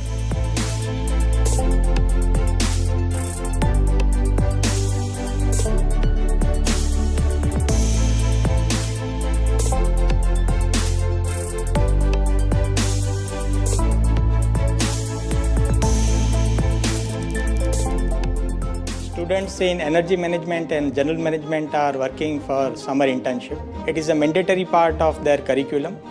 Many students convert this into pre-placement offer. At the School of Management at Pandit Deendayal Energy University, we focus on knowledge, research, innovation and outreach. And in doing so, our corporate patrons, mentors and large network of alum is of great help. The School of Management runs fully residential MBA program that offers unique specialization in energy and infrastructure, marketing, finance and business analytics. Besides, large capstone in diverse areas of business management are delivered by corporate speakers. School of Management has been constantly ranked in NIRF 100, and in 2025, prestigious business publication Outlook has ranked us at 18th slot. The rigorous and superior pedagogy involves AI/ML-led simulation in 9 different disciplines and also include 6 tiers of experiential projects. We take business of teaching business management very seriously. Welcome to School of Management. We are proud to say that we have 100% placement record so far for all our graduating batches. Industry 4.0 requires Education 4.0. The most modern way of making students learn and understand what work condition is likely to be in the future. Creativity, collaboration, and communications are some of the aspects which have been relevant in the past. And that's how they are going to be in future too. Liberal studies is all about this. We want our students to develop themselves and go beyond every horizon. It is not about learning one thing. It is about building an ability to pursue and learn several things, to understand issues that are important for the modern and future human societies and the world, to apply their mind to solve several social, economic, political, and environmental issues and problems. The era we live in, where the entire economy is going to be based on automation, it is important to build liberal arts education. It develops cognitive flexibility and a mindset which will provide students the attitude towards understanding the profoundness of life and a way to live forward. With ardent support from the government, collaboration with industries, and our expertise in academia, PDEU stands strong as an institute nurturing the future of the country. You can't create industry-ready students in just labs. One needs to go beyond.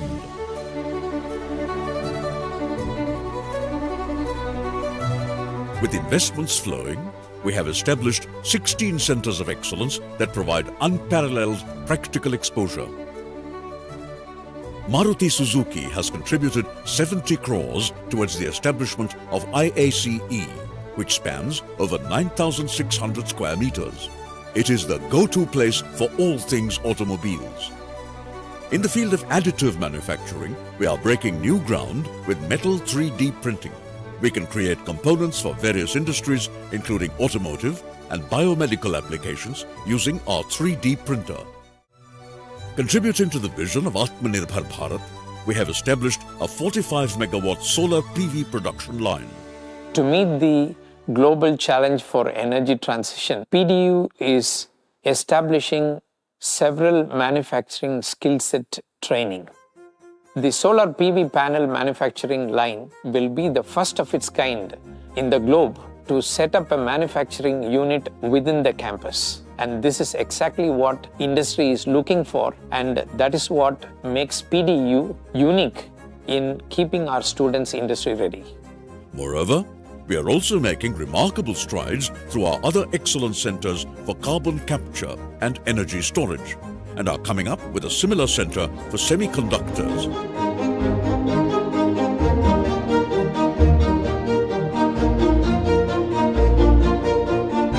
So that India has the brain power that's needed for its advances in the field.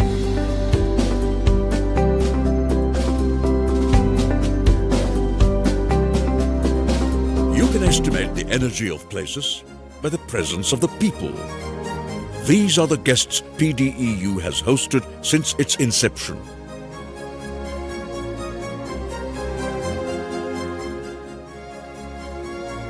PDEU is a new home for students who come from far away to achieve their dreams. It is a campus of excellence, inspiration, and the future. Along with high standards in education and research, the campus is witnessing a vibrant culture enlivened by numerous magnificent events throughout the year. It is a place where you can literally feel the energy. Sun, wind, water, and the inner energy, positive energy, the energy of friendship. Oh, and athletes require a lot of energy, right? The energy of music, the energy of dance, performances full of energy. So just imagine a world where energy is sustainable and abundant, a green, energetic world.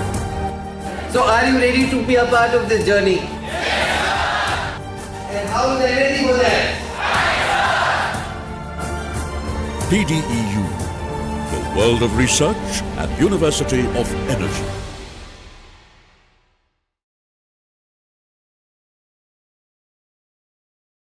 It is therefore most fitting that we now invite a distinguished academic leader from this prestigious institution to formally introduce the vision and significance of today's program.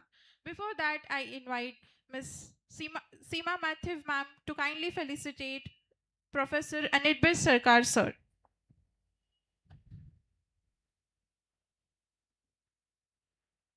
Please give them a round of applause.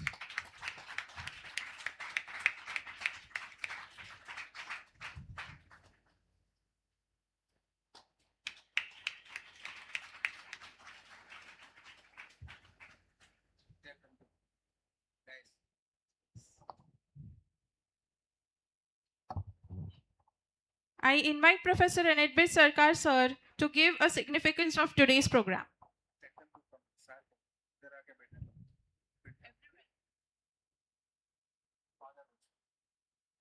I'll invite fathers and the faculty members who were before sitting on dais to please come and occupy their places.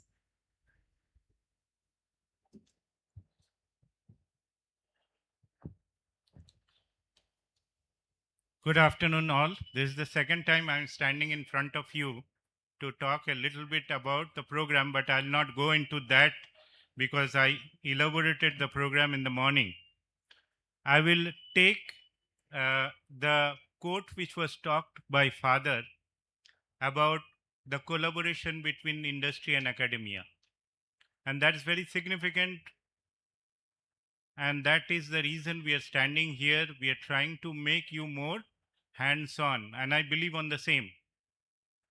I've worked for about 6 industries for about 15 years, and 16 years I'm working for the academia.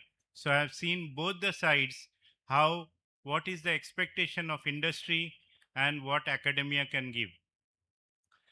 He told that only learning in the academia will not help, and he's very correct that what should be the corroboration from the industry and how industry can help. Let me elaborate a little bit.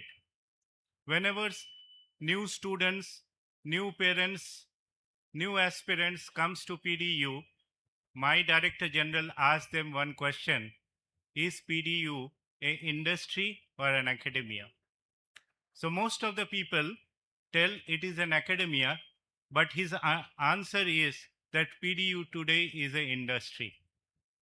If you see the organogram of PDU, especially on the management level, we are guided by Dr. Mukesh Ambani, who all of you know that what is his vision, and that is reflected in PDU. Is it fine? I should go close? Yeah. Am I audible? Yeah.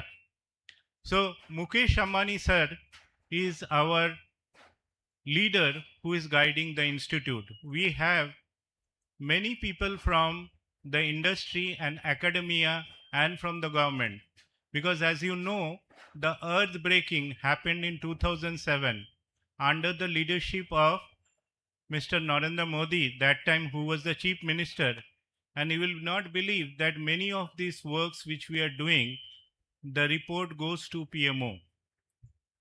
In the film, you have seen that there are 16 Center of Excellence, but today we have 24 Center of Excellence. My colleague who is teaching semiconductor, we have both the front-end semiconductor clean room which has been made.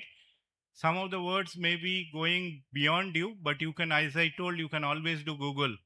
You can have your phone, see the new terms and do a little Google. That's how I learned. There are 100 and 1,000 class clean rooms which are used for front-end semiconductor chip preparation, which many of the industry has not dared to do so. But we are trying very hard on the same.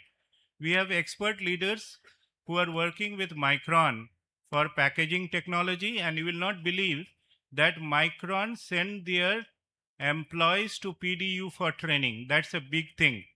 That our faculties who are sitting here, we will be doing classes with you for the next 3 days, are training the Micron employees.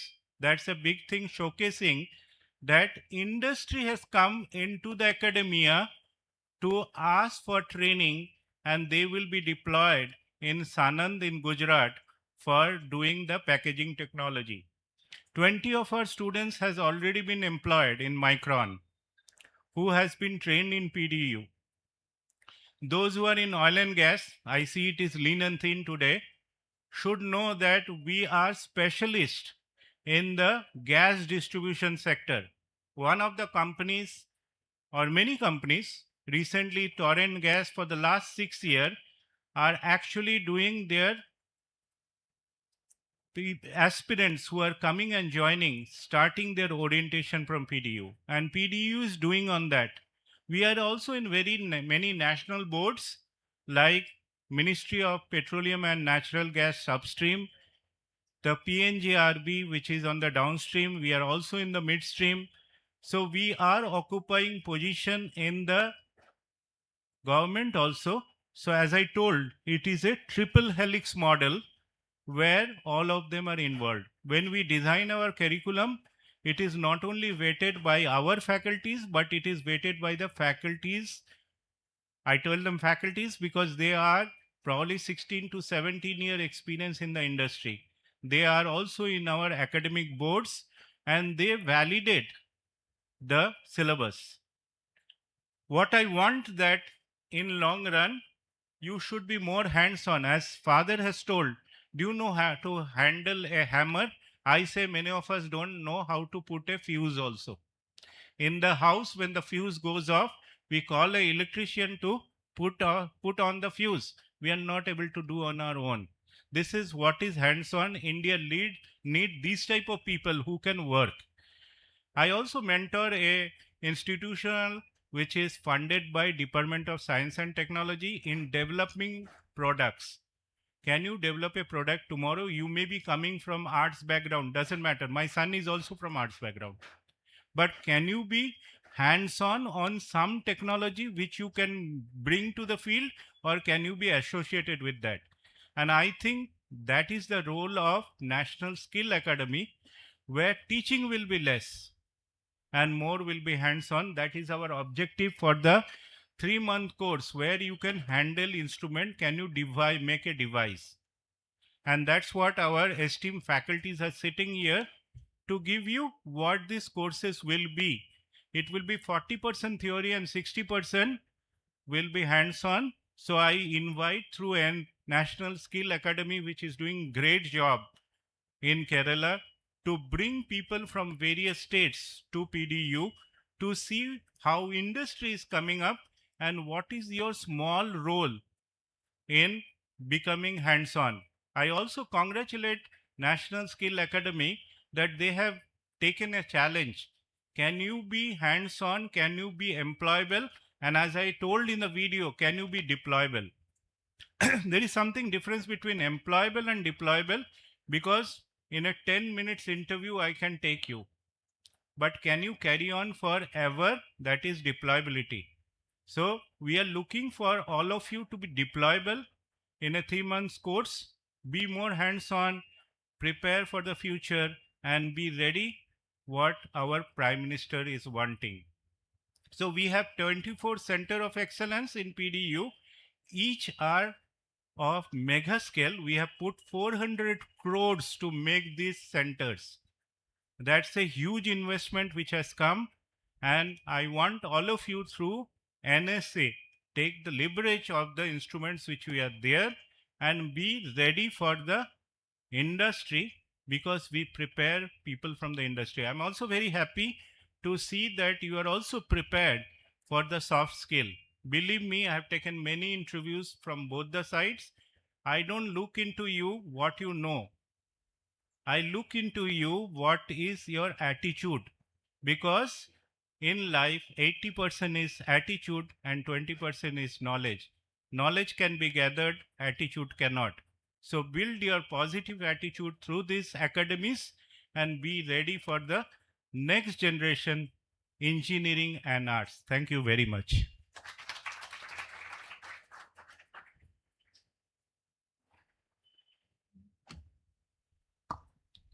Thank you so much, sir. Every memorable event concludes with gratitude. To express our heartfelt appreciation, I now invite Mr. Jose Matthew, Managing Director at Right Universe, to propose a vote of thanks. Good afternoon. Guten Tag. I will not take much time because I know you all are hungry. So after this Thanksgiving, immediately we will declare for the half an hour lunch break. Respected chief guests, honorable dignitaries, distinguished guests, faculty members, students, ladies and gentlemen.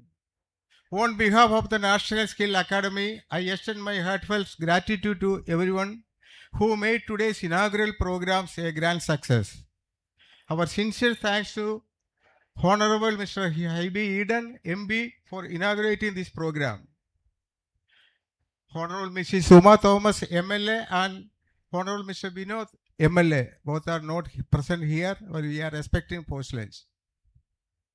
For the keynote address, Mrs. Shanimol Usman, she will come on the valedictory function on Wednesday for honoring us with a special visit and address. We are grateful to Mr. Flemmy Abraham, my colleague director, Mr. Thambi Anthony, our global language director, Father Anirbit Sirkar, and his entire team of PDPU faculties, Dr. Mr. M.B. Chandran, my colleague trustee and Asia's Charitable Trust Chairman and JG University President, Reverend Father Johnson, Reverend Father Francis, both from Nagaland, for their inspiring words and valuable contributions.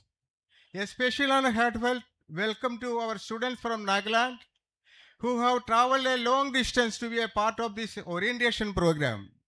Your presence enriches this gathering and reflects your commitment to learning, growth, and embracing new opportunities.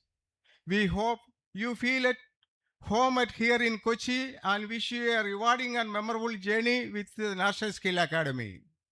We also extend our sincere appreciation on our delegates from Nagaland, partner institution, faculty members, organizing committee, volunteers, and support staff for their dedication, cooperation, and hard work in making this event a success. Finally, thank you all our students for your enthusiastic participation. May this program mark the beginning of meaningful friendship, valuable learning experiences, and many successful collaborations. Thank you all once again, wishing everyone a successful, enriching, and memorable journey ahead. Have a wonderful and blessed day. Thank you.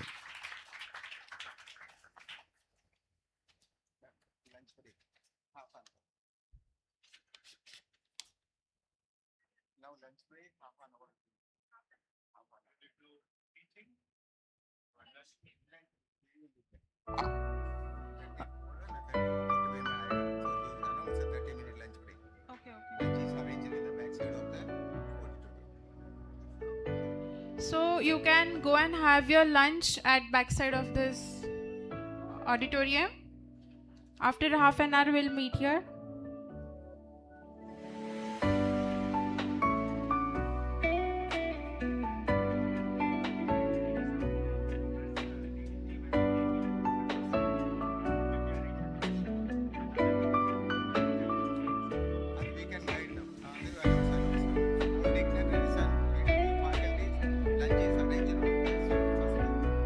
For PDEU faculties, lunch is arranged on first floor, and for rest of them, lunch is arranged behind of this. You can go and have your lunch. Thank you so much.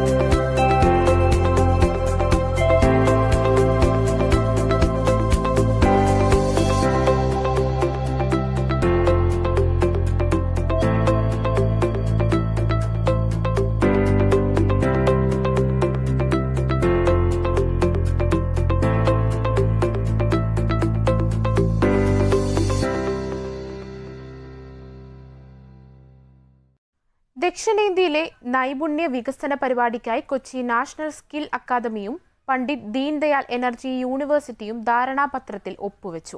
പുനരുപയോഗ ഊർജ്ജ മേഖലയിൽ പ്രത്യേക ശ്രദ്ധ കേന്ദ്രീകരിച്ച് ദക്ഷിണേന്ത്യയിലുടനീളം നൈപുണ്യ വികസന പരിപാടികൾ സംയുക്തമായി പ്രോത്സാഹിപ്പിക്കുന്നതിനായി കൊച്ചി നാഷണൽ സ്കിൽ അക്കാദമിയും അഹമ്മദാബാദിലെ പണ്ഡിറ്റ് ദീൻദയാൽ എനർജി യൂണിവേഴ്സിറ്റിയും ധാരണാപത്രത്തിൽ ഒപ്പുവെച്ചു. J G university president doctor M P. Chandran, national skill academy director mister Flemy Abraham, national skill academy managing director mister Jose Mathew, national skill academy project head Sanju Mariyam Saju എന്നിവരുടെ സാന്നിധ്യത്തിൽ director general doctor S Sundaran മനോഹരനും national skill academy director Ankita ഡേവും ഔപചാരികമായി ധാരണാപത്രം കൈമാറി.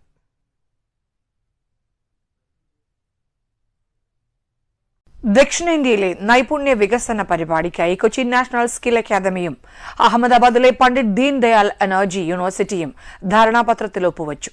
PDEU director general doctor S Sundaran മനോഹരനും national skill academy director Ankita ഡേവും ധാരണാപത്രം കൈമാറി.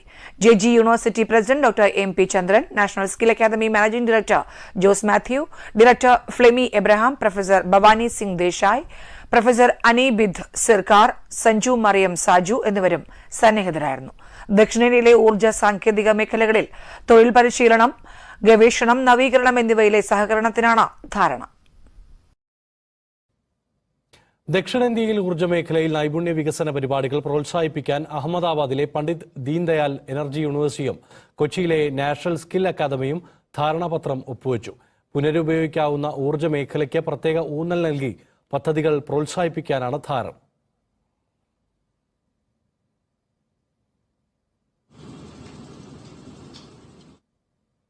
പുനരുപയോഗ ഊർജ്ജ മേഖലയിൽ ദക്ഷിണേന്ത്യയിലെമ്പാടും നൈപുണ്യ വികസന പരിപാടികൾ സംയുക്തമായി പ്രോത്സാഹിപ്പിക്കുന്നതിന് കൊച്ചി നാഷണൽ സ്കിൽ അക്കാദമിയും അഹമ്മദാബാദിലെ പണ്ഡിറ്റ് ദീൻദയാൽ എനർജി യൂണിവേഴ്സിറ്റിയും ധാരണാപത്രം ഒപ്പുവെച്ചു.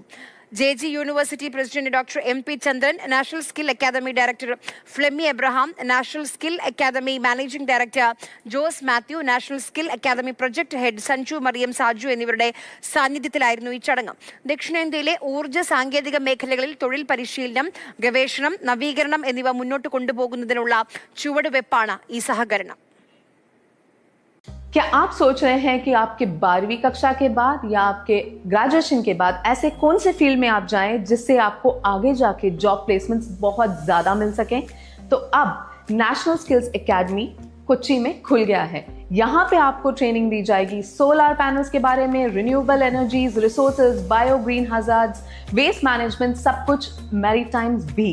तो यहाँ आपको एक्सपर्ट्स, हर एक फील्ड के एक्सपर्ट्स आपको ट्रेन करेंगे. आपको ग्लोबल लैंग्वेजेस की भी ट्रेनिंग दी जाएगी ताकि आप पूरी तरीके से इक्विप हो जाएं फ्यूचर जॉब्स के लिए. आपको पता है कि आजकल हर चीज ग्रीन एनर्जी पे आ गया है. इलेक्ट्रिक व्हीकल से लेके सोलर पैनल्स हर घर के ऊपर दिख रहे हैं, पर इसकी जो अपॉर्चुनिटीज हैं उसको अभी तक टैप नहीं किया गया. तो अब आइए नेशनल स्किल एकेडमी में और जानिए कि इससे आपको क्या क्या फायदे हो सकते हैं, आप क्या क्या यहाँ सीख सकते हैं और आपको आगे जाके क्या क्या अपॉर्चुनिटीज मिलेंगी.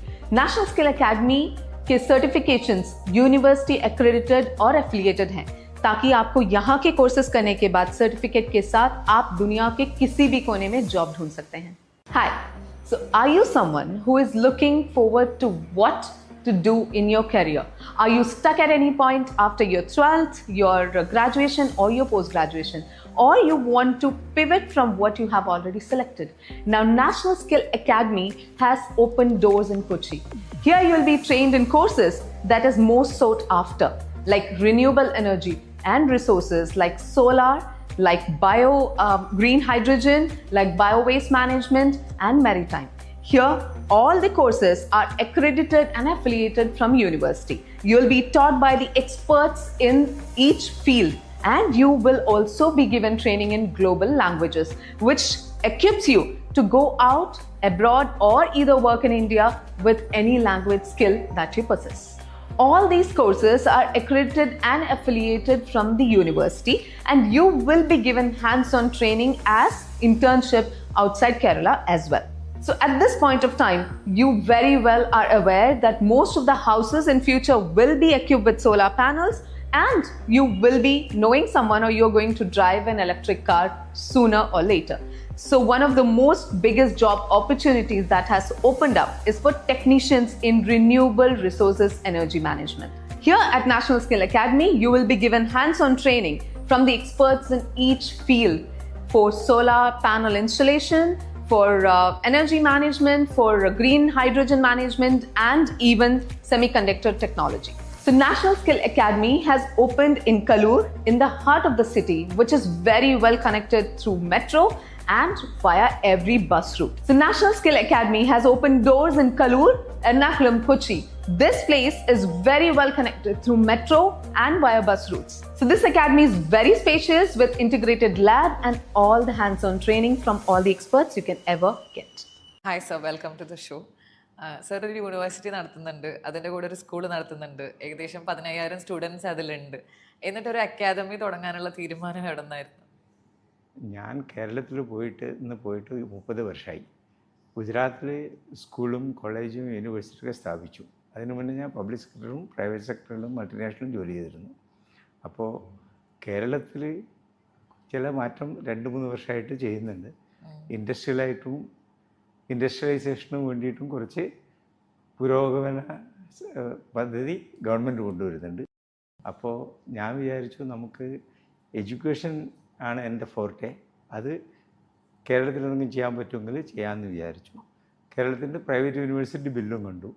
അപ്പോൾ അത് അംഗീകരിച്ചിട്ട് യൂണിവേഴ്സിറ്റിയുടെ അപ്രൂവൽ വരുമ്പോൾ ഒരുപാട് സമയമെടുക്കും. അതിന് മുന്നേ നമുക്കൊരു സ്കിൽ അക്കാഡമി തുടങ്ങാമെന്ന് വിചാരിച്ചു. കാരണം that is the need of the hour for Kerala especially and India in general. അവിടെയാണ് ജോലിയുള്ളത്. അടുത്ത് കേട്ടതാണ് 2030 500 gigawatt non fossil fuel energy ആണ് ഇന്ത്യ ലക്ഷ്യം വെക്കുന്നത് എന്നുള്ളത്. ഇതൊരു വലിയ വിഷനാണല്ലോ. സാറിൻ്റെ നാഷണൽ സ്കിൽ അക്കാദമിയിലെ സ്റ്റുഡൻസിലൂടെ സാർ അതിലേക്ക് കോൺട്രിബ്യൂഷൻ എങ്ങനെയാണ് ചെയ്യാൻ ആഗ്രഹിക്കുന്നത്? ഇപ്പം ഈ റിന്യൂവബിൾ എനർജിക്ക് വേണ്ടിയിട്ടുള്ള സ്കിൽഡ് പേഴ്സൺ ഇല്ല, ഇന്ത്യയിൽ തന്നെ ഇല്ല. അപ്പോൾ കേരളം ആണ് ഓൾവേസ് ലിറ്ററസിയിൽ ഫസ്റ്റ് ഫോർഫ്രണ്ടിൽ കേരളമാണ്. അതുകൊണ്ട് ഇവിടുത്തെ കുട്ടികളെ നമ്മൾ ആ ടുമോറോ സ്കില്ലിന് വേണ്ടിയിട്ട് ട്രെയിൻ ചെയ്തിട്ട് അതിൽ കോൺട്രിബ്യൂഷൻ ചെയ്തു. അവർ people would be contributing to realising this dream. Okay, നമ്മൾ റിന്യൂവബിൾ എനർജീസിനെ പറ്റി നമ്മൾ ജസ്റ്റ് പേര് കേട്ടിട്ടുണ്ട്, പക്ഷെ നമുക്ക് കൃത്യമായിട്ടൊരു ധാരണ ഇല്ല അത് എന്താണെന്നുള്ളത്. അപ്പോൾ അതെന്താണെന്നൊന്ന് പറഞ്ഞുതരുമോ? ഞാൻ എനർജിയെ പറ്റി പറയാം. ഓക്കെ, നമ്മൾ എനർജിയെ പറ്റി വിചാരിക്കുമ്പോൾ ആദ്യം വരുന്നത് ഇലക്ട്രിസിറ്റിയാണ്. ഇലക്ട്രിസിറ്റി ട്രഡീഷണൽ നോക്കിയാൽ കോൾ ബേസ്ഡ് ജനറേഷനാണ് കാണുന്നത്. കോൾ ബേസ്ഡ് ജനറേഷൻ ഒരു വലിയ സ്ഥാപനം വേണം. അപ്പോൾ coal based generation of electricity power പ്രൊജക്റ്റുകളുണ്ട്. വലിയ പവർ പ്രൊജക്റ്റുള്ള ജനറേറ്റിംഗ് മാനുഫാക്ചറിങ് സ്ഥലം ഒരു സ്ഥലത്തായിരിക്കും. അതിനുശേഷം ഡിസ്ട്രിബ്യൂഷൻ നമ്മൾ സിറ്റിയിലും വില്ലേജിലും കൊടുക്കാൻ അതിനുവേണ്ടി ഡിസ്ട്രിബ്യൂഷൻ കമ്പനി ഉണ്ട്. For example Kerala electricity board. അപ്പോൾ കോൾ ഉപയോഗിച്ചിട്ട്, കോൾ എന്ന് പറഞ്ഞാൽ ഹൈലി പൊള്യൂട്ടിങ് റോ മെറ്റീരിയലാണ്, അത് ഉപയോഗിച്ചിട്ട് നമ്മൾ ഇലക്ട്രിസിറ്റി ഉത്പാദിപ്പിക്കുക. ആ ഇലക്ട്രിസിറ്റി ഡിസ്ട്രിബ്യൂഷന് വേണ്ടി ഡിസ്ട്രിബ്യൂഷൻ കമ്പനിയിൽ ട്രാൻസ്മിഷൻ ലൈൻസിൽ കൂടെ വരുന്നുണ്ട്. അപ്പോൾ ഒരു ലോസ് ഓഫ് പവർ ഉണ്ട്. ഇവിടെ 100 യൂണിറ്റ്സ് ജനറേറ്റ് ചെയ്യുന്നുണ്ടെങ്കിൽ ഡിസ്ട്രിബ്യൂഷൻ കമ്പനിയിലെത്തുമ്പോൾ ഒരു 13-15% അത് കുറയും. അപ്പോൾ 100 യൂണിറ്റ് ഉണ്ടാക്കുന്നത് 87 യൂണിറ്റേ ഡിസ്ട്രിബ്യൂഷൻ കമ്പനിയിലെത്തുള്ളൂ. ഡിസ്ട്രിബ്യൂഷൻ കമ്പനി ഒരു വലിയ വൈഡ് ഏരിയയിലാണ് വീട്ടിലും കൊമേഴ്ഷ്യൽ എസ്റ്റാബ്ലിഷ്മെൻറ്റിലും ഇൻഡസ്ട്രിയിലും ഡിസ്ട്രിബ്യൂട്ട് ചെയ്യുന്നത്. ആ ഡിസ്ട്രിബ്യൂട്ട് ചെയ്യുമ്പോൾ ഒരു 15-20% പിന്നെയും ഡിസ്ട്രിബ്യൂഷൻ ലോസ് ആകും. അപ്പോൾ 100 യൂണിറ്റ്സ് ഉണ്ടാക്കിയാൽ നമുക്ക് കിട്ടുന്നത് 65-70 യൂണിറ്റ് മാത്രമേ ഉള്ളൂ. അപ്പോൾ there is a loss of power generated from transmission to user. So there is an inefficiency. So wherever there is inefficiency, there is possibility of new things and disruption. That is how people started researching on renewable, means energy with raw material that is always available. You can reuse it again. When you think of reusable energy, you are looking at raw materials like sunlight, wind, or water.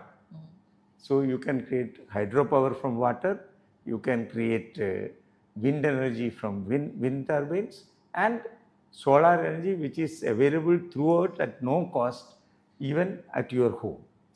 So this is renewable energy, which is non-polluting and which has no raw material cost at all.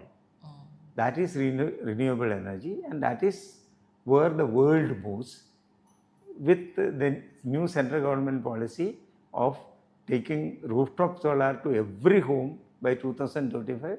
There are tremendous opportunities in a warm country like India. Okay, നമ്മൾ renewable എനർജീസിനെ പറ്റി നമ്മൾ just പേര് കേട്ടിട്ടുണ്ട്, പക്ഷെ നമുക്ക് കൃത്യമായിട്ടൊരു ധാരണ ഇല്ല അത് എന്താണെന്നുള്ളത്. അപ്പോൾ അതെന്താണെന്നൊന്ന് പറഞ്ഞുതരുമോ? ഞാൻ എനർജിയെ പറ്റി പറയാം. ഓക്കെ, നമ്മൾ എനർജിയെ പറ്റി വിചാരിക്കുമ്പോൾ ആദ്യം വരുന്നത് ഇലക്ട്രിസിറ്റിയാണ്. ഇലക്ട്രിസിറ്റി ട്രഡീഷണൽ നോക്കിയാൽ കോൾ ബേസ്ഡ് ജനറേഷനാണ് കാണുന്നത്. കോൾ ബേസ്ഡ് ജനറേഷൻ ഒരു വലിയ സ്ഥാപനം വേണം. അപ്പോൾ coal based generation of electricity power പ്രൊജക്റ്റുകളുണ്ട്. വലിയ പവർ പ്രൊജക്റ്റുള്ള ജനറേറ്റിംഗ് മാനുഫാക്ചറിങ് സ്ഥലം ഒരു സ്ഥലത്തായിരിക്കും. അതിനുശേഷം ഡിസ്ട്രിബ്യൂഷൻ നമ്മൾ സിറ്റിയിലും വില്ലേജിലും കൊടുക്കാൻ അതിനുവേണ്ടി ഡിസ്ട്രിബ്യൂഷൻ കമ്പനി ഉണ്ട്. For example Kerala electricity board. അപ്പോൾ കോൾ ഉപയോഗിച്ചിട്ട്, കോൾ എന്ന് പറഞ്ഞാൽ ഹൈലി പൊള്യൂട്ടിങ് റോ മെറ്റീരിയലാണ്. അത് ഉപയോഗിച്ചിട്ട് നമ്മൾ ഇലക്ട്രിസിറ്റി ഉത്പാദിപ്പിക്കുക. ആ ഇലക്ട്രിസിറ്റി ഡിസ്ട്രിബ്യൂഷന് വേണ്ടി ഡിസ്ട്രിബ്യൂഷൻ കമ്പനിയിൽ ട്രാൻസ്മിഷൻ ലൈൻസിൽ കൂടെ വരുന്നുണ്ട്. അപ്പോൾ ഒരു ലോസ് ഓഫ് പവർ ഉണ്ട്. ഇവിടെ 100 യൂണിറ്റ്സ് ജനറേറ്റ് ചെയ്യുന്നുണ്ടെങ്കിൽ ഡിസ്ട്രിബ്യൂഷൻ കമ്പനിയിലെത്തുമ്പോൾ ഒരു 13-15% അത് കുറയും. അപ്പോൾ 100 യൂണിറ്റ് ഉണ്ടാക്കുന്നത് 87 യൂണിറ്റേ ഡിസ്ട്രിബ്യൂഷൻ കമ്പനിയിലെത്തുള്ളൂ. ഡിസ്ട്രിബ്യൂഷൻ കമ്പനി ഒരു വലിയ വൈഡ് ഏരിയയിലാണ് വീട്ടിലും കൊമേഴ്സ്യൽ എസ്റ്റാബ്ലിഷ്മെൻറ്റിലും ഇൻഡസ്ട്രിയിലും ഡിസ്ട്രിബ്യൂട്ട് ചെയ്യുന്നത്. ആ ഡിസ്ട്രിബ്യൂട്ട് ചെയ്യുമ്പോൾ ഒരു 15-20% പിന്നെയും ഡിസ്ട്രിബ്യൂഷൻ ലോസ് ആകും. അപ്പോൾ 100 യൂണിറ്റ്സ് ഉണ്ടാക്കിയാൽ നമുക്ക് കിട്ടുന്നത് 65-70 യൂണിറ്റ് മാത്രമേ ഉള്ളൂ. അപ്പോൾ there is a loss of power generated from transmission to user. So there is an inefficiency. So wherever there is inefficiency, there is possibility of new things and disruption. That is how people started researching on renewable, means energy with raw material that is always available. You can reuse it again. When you think of reusable energy, you are looking at raw materials like sunlight, wind or water. So you can create hydropower from water, you can create wind energy from wind turbines, and solar energy which is available throughout at no cost, even at your home. So this is renewable energy which is non-polluting and which has no raw material cost at all. That is renewable energy, and that is where the world moves with the new central government policy of taking rooftop solar to every home by 2025. There are tremendous opportunities in a warm country like India. Okay, ഇതൊരു blue collar ജോബിനും കൂടെയുള്ള possibility ആണല്ലോ ഇതിലൂടെ ഉണ്ടാക്കാൻ ശ്രമിക്കുന്നത്. അതെന്താ അങ്ങനെ ഒരു focus പോയത്? ഞാൻ ഇനി ഒരിക്കലും ബ്ലൂ കോളറും വൈറ്റ് കോളറായിട്ട് ഡിഫറൻഷ്യേറ്റ് ചെയ്യില്ല. ഞാൻ എബ്രോഡിൽ ജോലി ചെയ്തിരുന്നു. അവിടെ ജോലി ചെയ്യേണ്ടത് white കോളറായിരുന്നു. I was looking after strategy for a big large multinational company. പക്ഷേ വീട്ടിൽ വന്നാൽ പ്ലംബിങ്ങിന് ചെയ്യാൻ, ഇലക്ട്രിസിറ്റി പോയാലും രാത്രി ഭക്ഷണം കഴിച്ചതിന് ശേഷം പ്ലേറ്റ് തുറക്കാനും എനിക്ക് തന്നെ ചെയ്യണം. അപ്പോൾ ബ്ലൂ കോളർ വീട്ടിലും വൈറ്റ് കോളർ പുറത്തുമായിരുന്നു. Now those days of white collar and blue collar jobs are over. What you need is skill. And skill if you call blue collar, but that is where you have got money, you have got opportunities. അതുകൊണ്ട് നമുക്കിത് മറക്കണം. ഈ white കോളറും blue കോളറും ഉള്ള വ്യത്യാസം നമുക്ക് മറക്കണം. Sir, ഇങ്ങനെ ഒരു വലിയ അക്കാദമിയുമായിട്ട് നമ്മളുടെ കേരളത്തിലേക്ക് സാർ വരുന്ന സമയത്ത് എന്ത് മാറ്റമാണ് സാർ ഇവിടെ ഉണ്ടാക്കാൻ ശ്രമിക്കുന്നത്? ഞാൻ ഉണ്ടാക്കുന്ന സ്കിൽഡ് വർക്ക് ഫോഴ്സ് ഉണ്ടാക്കാനാണ്. Kerala should be able to provide skilled work force not only to India but to the whole world itself. ഒരു സമയത്ത് ടീച്ചേഴ്സും നേഴ്സസും കേരളത്തിലാണ് ലോകത്തിൽ എവിടെയും പോയിരുന്നത്. ട്രേഡേഴ്സും ഉണ്ടായിരുന്നു. We lost it somewhere. Now these are areas where there is a lot of growth. For example, renewable energy is the buzzword everywhere in the world. If you can create those skilled people in Kerala, Kerala would get back those great days again. India is rising as one of the world's largest economies. And with this growth comes a powerful demand for skilled professionals in renewable energy, AI, and technology. Introducing the National Skill Academy. At NSA, we focus on high-demand industries like solar energy and petroleum engineering, offering hands-on training, real-world experience, and industry-recognized certifications. Our solar PV installer Surya Mitra program equips you with the skills to design, install, and maintain rooftop solar systems. The Solar PV Installation Assistant course builds strong foundational knowledge In solar installation and field operations, we also offer petroleum engineering with geological foundations, where you learn the essentials of oil exploration, geological analysis, and energy resource management. Also explore our electric vehicle technician course, where you learn battery systems, diagnostics, and hands-on EV skills. Whether you are a 10th or 12th pass student, an engineering graduate, ITI or diploma holder, a working professional, we also support you with job placements and entrepreneurship guidance. Kochi, a city where opportunity meets balance. With excellent connectivity and well-developed infrastructure, Kochi ensures that educational resources are always within reach. National Skill Academy is a tech-driven institution focused on bridging education and employment. National Skill Academy, where skills meet purpose.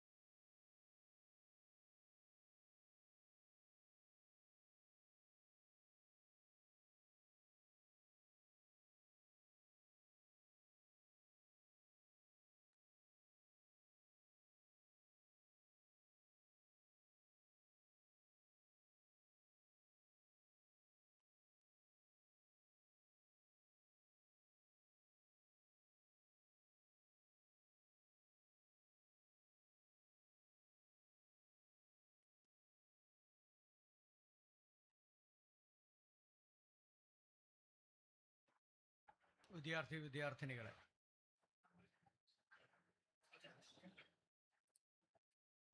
National skill അക്കാഡമിയുടെ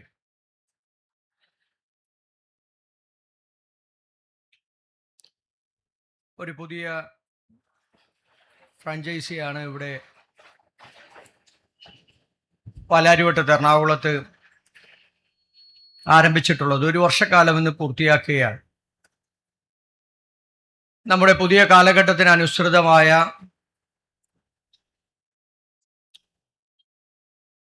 skill development അത് വർദ്ധിപ്പിക്കുന്നതിനും പുതിയ തൊഴിലവസരങ്ങൾ നമ്മുടെ നാട്ടിൽ സൃഷ്ടിക്കുന്നതിനും വേണ്ടിയിട്ടാണ് ഈ ഒരു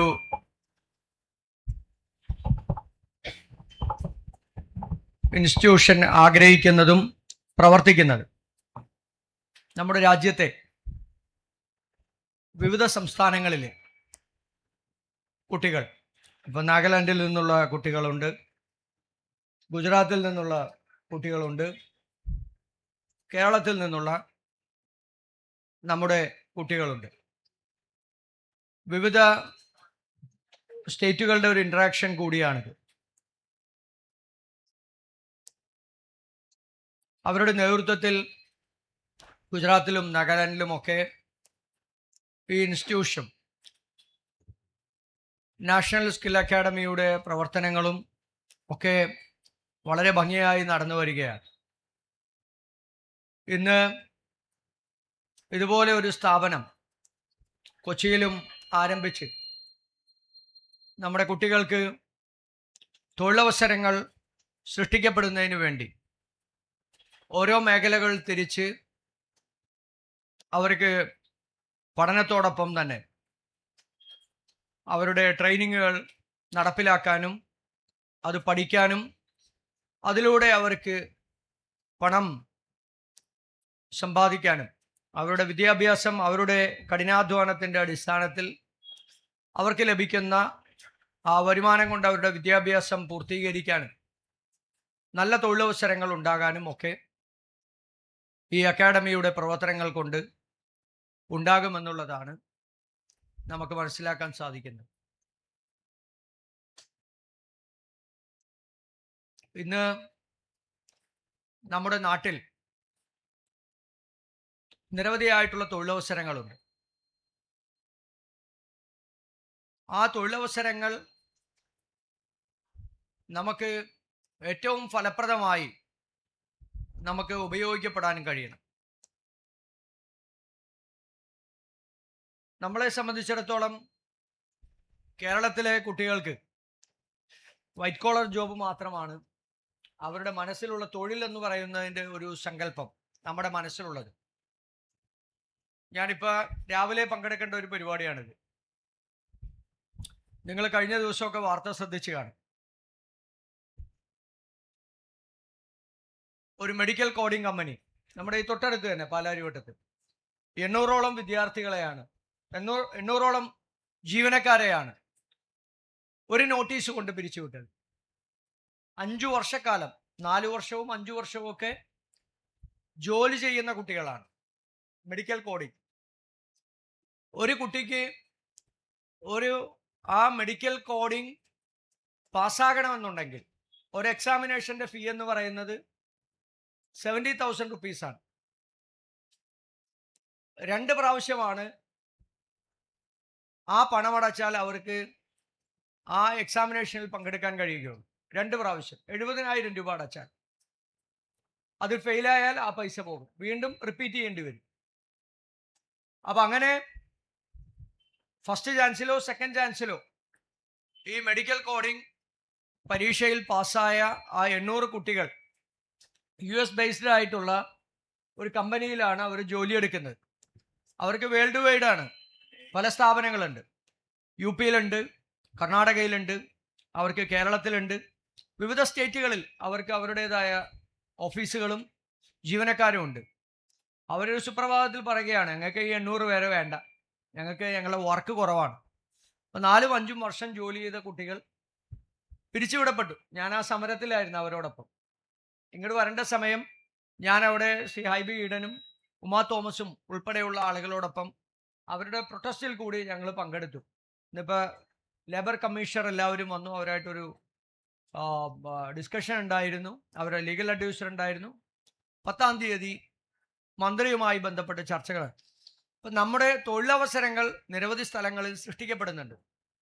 പുതിയ കാലഘട്ടത്തിന് അനുസൃതമായിട്ടുള്ള ജോബ് ഓപ്പർച്യൂണിറ്റീസ് ആണ്. ആ ഓപ്പർച്യൂണിറ്റി നമുക്ക് ഫലപ്രദമായി നമുക്ക് ഉപയോഗിക്കപ്പെടാൻ കഴിയണം. സുരക്ഷിതത്വമില്ലാത്ത ജോലികൾ ഇന്ന് പല സ്ഥലത്തും ഉണ്ട്. നമുക്ക് സുരക്ഷിതമായിട്ടുള്ള തൊഴിലവസരങ്ങൾ നമ്മുടെ നാട്ടിൽ തന്നെ ഉണ്ട്. ഇപ്പം നമുക്ക് എഞ്ചിനീയറിങ്ങിന് പോകുന്ന കുട്ടികളുണ്ട്, മെഡിക്കലിന് പോകുന്ന കുട്ടികളുണ്ട്, പ്രൊഫഷണൽ കോഴ്സുകൾക്ക് മറ്റു കോഴ്സുകൾക്കൊക്കെ പോകുന്ന കുട്ടികളുണ്ട്. അത് കൂടാതെയാണ് ഇത്തരത്തിലുള്ള സ്കിൽ ഡെവലപ്മെന്റ് എന്നുള്ള രീതിയിൽ കുട്ടികൾ ഇത് തിരഞ്ഞെടുത്ത് ഈ ഒരു ജോലി സാധ്യതകളുമായി ബന്ധപ്പെട്ടെല്ലാം പോകുന്നത്. ഇപ്പം നമ്മുടെ പുതിയ സർക്കാർ നമുക്ക് അധികാരത്തിൽ വന്നു. കേരളത്തിൻ്റെ നിലവിലുള്ള സാധ്യതകൾ വച്ച് നമ്മുടെ സംസ്ഥാനത്ത് തൊഴിലവസരങ്ങൾ സൃഷ്ടിക്കുക എന്ന് പറയുന്നത് സർക്കാരിൽ വളരെ പരിമിതമാണ്. ചുരുങ്ങിയ ആളുകൾക്ക് മാത്രം ജോലി നൽകാൻ കഴിയുകയുള്ളൂ. ഇപ്പം എല്ലായിടത്തും കമ്പ്യൂട്ടർ സിസ്റ്റമാണ് നിലവിൽ. പഴയതുപോലെ ഓഫീസിൽ നിന്നൊരു ഫയല് കൊണ്ടുപോകാൻ ഒരാളെ വേണ്ട. എല്ലാ ഓഫീസുകളിലും ഈ ഫയലാണെല്ലാം. ഇപ്പം നമുക്ക് ഓരോ സ്ഥലത്ത് ഓരോ ജീവനക്കാരുണ്ടെങ്കിൽ അവർ മതി. പണ്ടത്തെ കാലത്ത് എങ്ങനെയാണ്, ഒരു ഫയലിൽ നിന്ന് ഒരു സെക്ഷനിൽ നിന്ന് അടുത്ത സെക്ഷനിലേക്ക് പോകാനായിട്ട് ആ ഫയൽ കൊണ്ടുപോകാൻ ആൾ വേണം. ഒരാൾ യൂണിവേഴ്സിറ്റിയിലാണെങ്കിൽ താഴെ സെക്ഷൻ ഓഫീസ് മുതൽ കയറി രജിസ്ട്രാർ വരെ എത്തി, അല്ലെങ്കിൽ VC വരെ എത്തി ഒരു ഫയൽ വീണ്ടും തിരിച്ച് താഴെ വന്ന് അത് ഒപ്പിട്ടിട്ട് വേണം പോകാൻ. ഇന്ന് അത് വേണ്ട. ഇന്ന് കമ്പ്യൂട്ടറിൽ ഓൺലൈനായി ഇതെല്ലാം ചെയ്താൽ മതി. അപ്പം ഇനി ആൾ വേണ്ട. അപ്പം എണ്ണം കുറഞ്ഞു വരികയാണ്, ജീവനക്കാരുടെ എണ്ണം കുറഞ്ഞു വരികയാണ്. അങ്ങനെ ഒരു പ്രശ്നം നമ്മുടെ നാട്ടിലുണ്ട്. അപ്പോൾ സർക്കാരിന് PSC വഴി ജോലി കൊടുക്കാൻ കഴിയുക പരിമിതമായ ആളുകൾക്ക് മാത്രമേ ഉള്ളൂ. നമുക്ക് പുതിയ തൊഴിലവസരങ്ങൾ ഉണ്ടാകണം. ഇപ്പം നമ്മുടെ കുട്ടികൾ +2 കഴിഞ്ഞാൽ ഇപ്പോൾ ആലോചിക്കുന്നത് നേരെ കാനഡയിൽ പോകണം, ജർമ്മനിയിൽ പോകണം, അല്ലേ? +2 കഴിഞ്ഞാൽ കുട്ടികൾ നേരെ വിദേശത്താണ്. വിദേശത്ത് ജോലി അന്വേഷിച്ച് പോവുക. അപ്പം ആദ്യമാദ്യം നല്ല സർവകലാശാലകൾ, കോളേജുകളിലൊക്കെ പോകുന്ന കുട്ടികളാണ്. പിന്നെ അത് മാറി. പിന്നെ ഏത് ഇൻസ്റ്റിറ്റ്യൂഷനിലും പോയി പഠിക്കുന്ന രീതിയിലേക്ക് വിദേശത്ത് മാറി. അപ്പോൾ അവരുടെ സുരക്ഷിതത്വം തന്നെ നഷ്ടപ്പെട്ടു. പിന്നെ വിദേശ രാജ്യങ്ങളിലെ മൈഗ്രേഷനുമായി ബന്ധപ്പെട്ടുണ്ടായ ഒരു വലിയ പ്രശ്നം, പല രാജ്യങ്ങളുടെയും നിയമങ്ങൾ അവർ മാറ്റി എഴുതി, മൈഗ്രേഷൻ വർദ്ധിക്കുന്നതുകൊണ്ട്. അപ്പം അതുകൊണ്ട് കേരളത്തിൽ നിന്ന്, ഇന്ത്യയിൽ നിന്ന് പോകുന്ന വിദ്യാർത്ഥികളെ സംബന്ധിച്ചിടത്തോളം ഇന്നത് വലിയ പ്രശ്നമാണ്. അപ്പം നമ്മുടെ നാട്ടിൽ തൊഴിലവസരങ്ങൾ ഉണ്ടാകണം. അപ്പം നമ്മൾ പുതിയ സർക്കാർ അധികാരത്തിൽ വന്നപ്പോൾ നമ്മുടെ പോർട്ടുകൾ കേന്ദ്രീകരിച്ച് ഇൻ്റഗ്രേറ്റഡ് പോർട്ട് സിറ്റി എന്ന് പറയുന്ന പോർട്ടുകൾ ഉപയോഗപ്പെടുത്തിയിട്ടുള്ള വലിയ സംരംഭങ്ങൾ ആരംഭിക്കാൻ തീരുമാനിച്ചു. അപ്പം നമുക്ക് 18 ചെറിയ പോർട്ടുകളുണ്ട്, 2 വലിയ പോർട്ടുണ്ട്. നമുക്ക് വിഴിഞ്ഞം പോർട്ടുണ്ട്, കൊച്ചി പോർട്ടുണ്ട്, വല്ലാർപാടം കണ്ടെയ്നർ ടെർമിനലുണ്ട്, കൊച്ചി പോർട്ടുണ്ട്. അപ്പം നമുക്ക് കാസർഗോഡ് മുതൽ തിരുവനന്തപുരം മഞ്ചേശ്വരം മുതൽ തിരുവനന്തപുരം വിഴിഞ്ഞം വരെയുള്ള പോർട്ടുകളെ ഉപയോഗപ്പെടുത്തി ഏകദേശം 600 കിലോമീറ്ററിലധികമുള്ള കടൽ തീരത്തെ ഉപയോഗപ്പെടുത്തി നമുക്ക് ഒരു പോർട്ട് സിറ്റി ആരംഭിക്കാനായി സർക്കാർ തീരുമാനിച്ചു. അതൊരു വലിയ സാധ്യതയാണ് നമുക്ക്. കാരണം നമുക്ക് നമ്മുടെ വിപണിയെ ശക്തിപ്പെടുത്താൻ, നമ്മുടെ ബിസിനസ് ശക്തിപ്പെടുത്താൻ നമുക്ക് അതിലൂടെ സാധിക്കും. വലിയ വെസൽസും വലിയ കണ്ടെയ്നർ ഷിപ്പുകളുമെല്ലാം നമുക്ക് നമ്മുടെ നാട്ടിൽ വരും. ചെറിയ ഷിപ്പുകൾ ചെറിയ സ്ഥലങ്ങളിലേക്ക് നമുക്ക് പോകാൻ സാധിക്കും. ഇപ്പോൾ വിഴിഞ്ഞം 91 തുടങ്ങേണ്ട പദ്ധതിയാണ് വിഴിഞ്ഞം പോർട്ട്. ആരംഭിച്ചത് 2011 അതിൻ്റെ വർക്ക് ആരംഭിച്ചത്. ഇപ്പോൾ അത് പൂർത്തീകരിച്ചു. അതിൻ്റെ സെക്കൻഡ് സ്റ്റേജിലേക്ക് വിഴിഞ്ഞം മാറുകയാണ്. ഇപ്പോൾ വിഴിഞ്ഞത്ത് ലോകത്തിൻ്റെ ഏറ്റവും അനന്തമായ സാധ്യതകൾ കണ്ടറിഞ്ഞ് ഇന്ത്യയിലെ ഏറ്റവും നല്ല തുറമുഖമായി, ഏറ്റവും നല്ല പോർട്ടായി നമുക്ക് വിഴിഞ്ഞത്തെ അത് മാറ്റാൻ കഴിയും. എത്രയധികം തൊഴിലവസരങ്ങളാണ് അവിടെ ഉണ്ടാകുക. അപ്പോൾ നമ്മൾ ആ തൊഴിലവസരങ്ങൾ എല്ലാ സ്ഥലങ്ങളിലും സൃഷ്ടിക്കപ്പെടുക. ഏവിയേഷൻ രംഗത്ത് നമ്മുടെ 6 വിമാനത്താവളങ്ങളുണ്ട്, എയർപോർട്ടുകൾ. അത് ഉപയോഗപ്പെടുത്തി ഏവിയേഷൻ രംഗത്ത് നമുക്ക് നമ്മുടെ ഫ്ലൈറ്റുകളുടെ മെയിൻ്റനൻസ്, അതുമായി ബന്ധപ്പെട്ട് കുട്ടികൾക്കുള്ള ട്രെയിനിങ് പ്രോഗ്രാം, വിവിധ പദ്ധതികളാണ് നമുക്ക് നടപ്പിലാക്കാൻ കഴിയുക. അപ്പോൾ നമുക്ക് ആവശ്യം നിസ്സാരമായ സ്ഥലം മാത്രം മതി. ലോകത്തിൻ്റെ വിവിധ രാജ്യങ്ങളിൽ നിന്നുള്ള നിരവധി കമ്പനികൾ അത് ആരംഭിക്കാനായി നമ്മുടെ മുന്നിലുണ്ട്. അപ്പോൾ നമുക്ക് അവിടെയും കുറേ തൊഴിലവസരങ്ങൾ നമുക്കുണ്ടാകും. നമുക്ക് വിവിധ തലങ്ങളിൽ നമുക്ക് തൊഴിലവസരങ്ങൾ സൃഷ്ടിക്കുന്നതിനോടൊപ്പം നമ്മുടെ വിദ്യാഭ്യാസ രംഗത്തെ മാറ്റം കൂടി അനിവാര്യമാണ്. അപ്പോൾ ഇതുപോലുള്ള സ്കിൽ ഡെവലപ്മെൻറ്റുകൾ നമുക്ക് വർദ്ധിപ്പിക്കണം. നമുക്ക് അതിലൂടെ പുതിയ തൊഴിലവസരങ്ങൾ സൃഷ്ടിക്കപ്പെടാൻ കഴിയണം. അതുകൊണ്ട് ആ രീതിയിലേക്കുള്ള ഒരു വലിയ മാറ്റമാണ് നാഷണൽ സ്കിൽ അക്കാഡമിയുടെ നേതൃത്വത്തിൽ ഇവിടെ ആരംഭിക്കുന്നത്. അതുമായി ബന്ധപ്പെട്ട് പ്രവർത്തിക്കുന്ന എല്ലാവരെയും ഞാൻ പ്രത്യേകമായി അഭിനന്ദിക്കുകയാണ്. ഇതിൻ്റെ ഒരു വലിയ ജോലി സാധ്യത കണക്കിലെടുത്ത് നിരവധി കുട്ടികൾക്ക് തൊഴിലവസരങ്ങൾ സൃഷ്ടിക്കാൻ വിവിധ സംസ്ഥാനങ്ങളിലും അതുമായി ബന്ധപ്പെട്ട് പുതിയ തൊഴിലവസരങ്ങൾ കണ്ടെത്താൻ കഴിയാവുന്ന രീതിയിലേക്ക് അത് മാറാനും കഴിയും. വിദേശ രാജ്യങ്ങളിൽ ഈ സ്കിൽ ഡെവലപ്മെൻറ്റുമായി ബന്ധപ്പെട്ട് ഓരോ സ്കിൽ വർക്കുകളിൽ വലിയ സാധ്യതകളാണ് ഇന്നുള്ളത്. നമുക്കറിയാം, ഓരോ വർഷവും സംസ്ഥാന സർക്കാരിന് കീഴിൽ ഒരു സ്കിൽ ഡെവലപ്മെൻറ്റ് അതോറിറ്റി ഉണ്ട്. പക്ഷേ അതിൻ്റെ പ്രവർത്തനങ്ങൾ വളരെ പരിമിതമാണ്. നമുക്ക് വിവിധ ഓഫീസുകളും സ്ഥാപനങ്ങളും ട്രെയിനിങ് സെൻ്ററും എല്ലാം ഉണ്ട്, പക്ഷേ വളരെ പരിമിതമാണ്. ഈ അടുത്ത കാലത്ത് മസ്കറ്റിലും കുവൈറ്റിലൊക്കെ ഉള്ള ഓയിൽ ഏജൻസീസ് നടത്തുന്ന മലയാളികളായിട്ടുള്ള ആളുകളാണ്. അപ്പോൾ അവർ ഇതിനു മുമ്പിരുന്ന സർക്കാരിനോട് ഈ സ്കിൽ ഡെവലപ്മെൻറ്റ് അതോറിറ്റിയെ അവർക്ക് അതിൻ്റെ പെർമിഷൻ കൊടുത്താൽ അവരൊരു വർഷം ഏറ്റവും കുറഞ്ഞത് ഒരു 5000 പേർക്ക് വിദേശ രാജ്യങ്ങളിൽ തൊഴിൽ കൊടുക്കാം. അവർ തന്നെ ട്രെയിനിങ് കൊടുത്ത്, അവർ തന്നെ കുട്ടികളെ പഠിപ്പിച്ച്, അവർ തന്നെ കുട്ടികൾക്ക് ജോലി സുരക്ഷിതത്വം കൊടുക്കാം എന്ന് പറഞ്ഞ് അവരൊരു പ്രോജക്റ്റ് വയ്ക്കുകയുണ്ടായി. അവരൊരു പ്രോജക്റ്റ് കൊണ്ടുവന്നു. പക്ഷെ സർക്കാർ അത് അംഗീകരിച്ചില്ല. നമുക്ക് അതുപോലെ നിരവധി രാജ്യങ്ങളിൽ മലയാളികളായിട്ടുള്ള സംരംഭകരുണ്ട്, വിവിധ രാജ്യങ്ങളിലുണ്ട് ലോകത്ത്.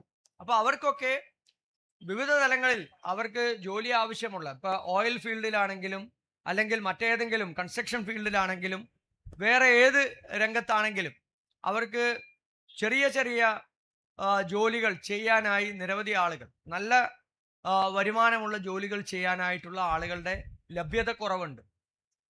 നമുക്ക് അത്തരത്തിലുള്ള കുട്ടികളില്ല. അപ്പോൾ അതുകൊണ്ട് ആ രീതിയിലേക്ക് നമ്മുടെ വിദ്യാഭ്യാസത്തെ ചുരുങ്ങിയ വർഷങ്ങൾ കൊണ്ട് നമുക്ക് അടിസ്ഥാന വിദ്യാഭ്യാസം +2 കഴിഞ്ഞാൽ 2-3 വർഷം കൊണ്ട് നമുക്ക് ഈ കോഴ്സ് കൂടി കംപ്ലീറ്റ് ചെയ്താൽ നമുക്ക് നല്ല തൊഴിലവസരങ്ങൾ ഉണ്ടെങ്കിൽ അത് സൃഷ്ടിക്കപ്പെടാൻ കഴിയുന്ന രീതിയിലേക്ക് നമുക്കത് മാറ്റണം എന്നുകൂടി പറഞ്ഞുകൊണ്ട് ഇതിന് നേതൃത്വം കൊടുത്ത എല്ലാവരെയും പ്രത്യേകമായി അഭിനന്ദിച്ചുകൊണ്ട് ഞാൻ മറ്റു കാര്യങ്ങളിലേക്കൊന്നും കടന്നു പോകുന്നില്ല. വിവിധ നാഗാലാൻഡിൽ നിന്നും അതുപോലെ തന്നെ ഗുജറാത്തിൽ നിന്നൊക്കെ നിരവധി കുട്ടികൾ ഇതുമായി ബന്ധപ്പെട്ടൊക്കെ ഇവിടെ എത്തിച്ചേർന്നിട്ടുണ്ട്. സ്വാഭാവികമായും അവർക്ക് നമ്മുടെ കുട്ടികളുമായി ഇൻട്രാക്ട് ചെയ്യാനും അതുപോലെ തന്നെ നമ്മുടെ നാടൊക്കെ ഒന്ന് കണ്ട് പരിചയപ്പെടാനും ഒക്കെയുള്ള ഒരു അവസരം കൂടിയാണ് ഇത്. അതിന് നേതൃത്വം കൊടുത്ത എല്ലാവരെയും ഞാൻ പ്രത്യേകമായി അഭിനന്ദിച്ചുകൊണ്ട് എല്ലാ ആശംസകളും നേരുന്നു. നമസ്കാരം.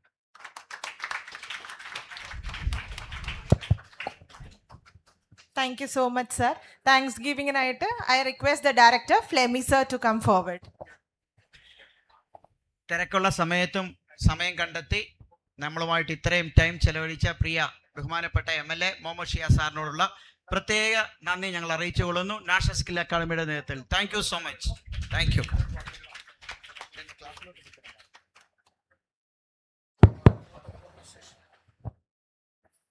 As I told, Nagaland people can come over here.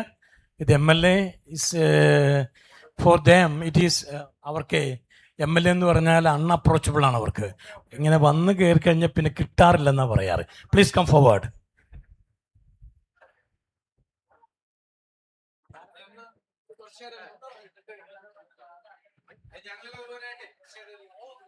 And the rest of the people can go for their particular parallel classes.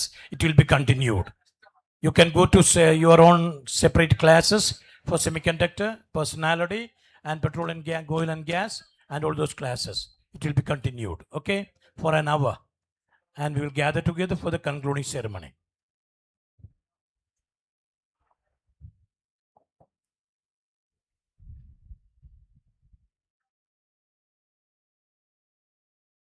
Somebody can sit.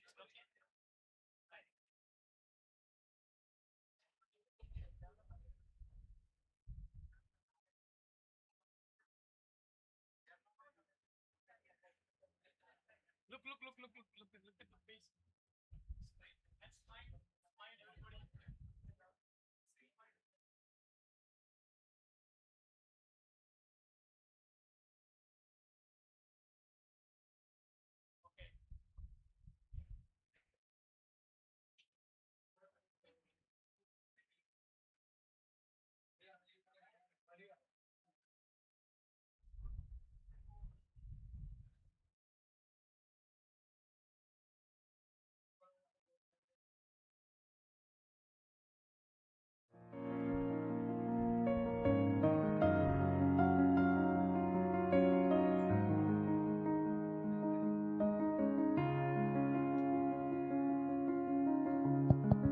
Professor K.J. Kunjipalu sir will be coming forward for the personal development training. You can come in front. Come on. Okay? എനിക്കടി ഇവിടെ വന്നിരിക്കേ എന്നോടൊന്ന് മാറ്റാൻ വേണ്ടിയിട്ടല്ലേ എന്ന് വിചാരിക്കും അല്ലേ? Please come forward everybody.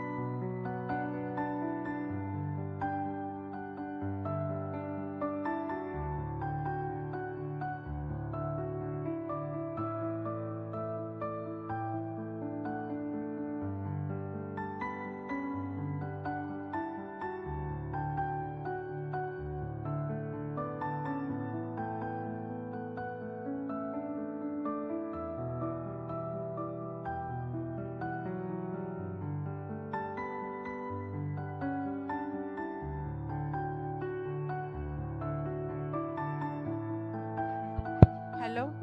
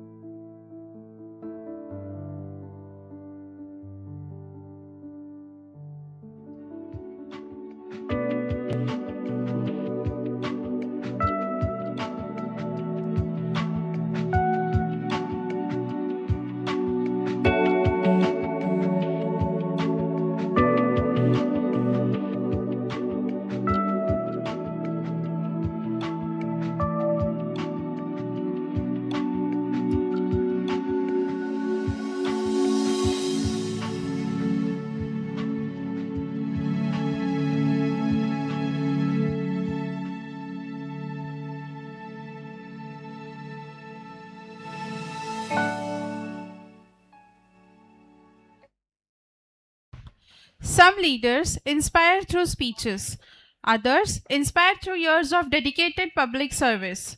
It is now my privilege to invite a distinguished public representative whose commitment to social development, women's empowerment, and community welfare has earned her immense respect across Kerala.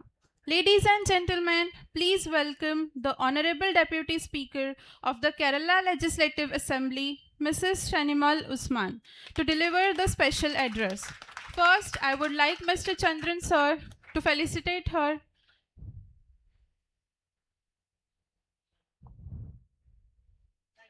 May we have a round of applause?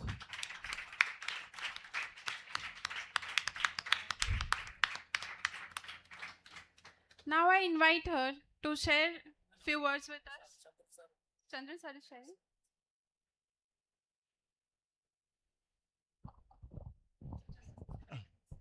Oh, I'm so sorry.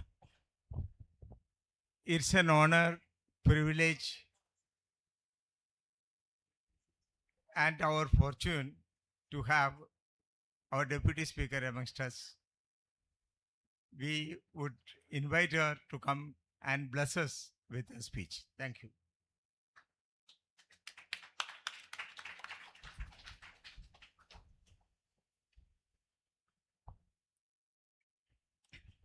Respected dignitaries on the dais, my dearest brother Tapiyachan, and the personalities from different universities, and the girls and boys came from different states.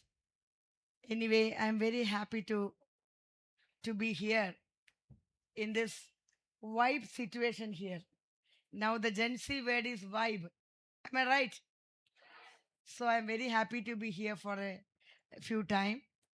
Actually, respected Thambiyachan only told me to come here and to interact with you for a few time.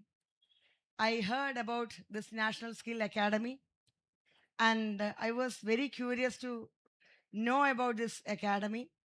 And I know that so many students are coming from different parts of India, from Kerala, from Kozhikode, Kochi, and also from Ahmedabad and from Nagaland. I think all the people can understand my style of language. Am I right? नहीं तो हिंदी में भाषण देंगे. हाँ? हिंदी नहीं चाहती ना? Okay. So this is a new venture started from National Skill Academy, and it is clearly affiliated with, I think, Pandit Deendayal Energy University.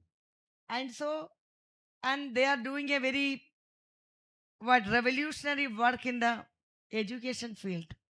They are launching a new style of system in Kerala. The system actually teaching new kind of technology to you.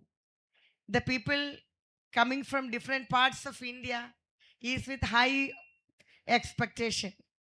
High expectation means you may have any kind of degrees from different universities, or maybe having +2, +1, +2 education, but you are now going to attend a very special course here.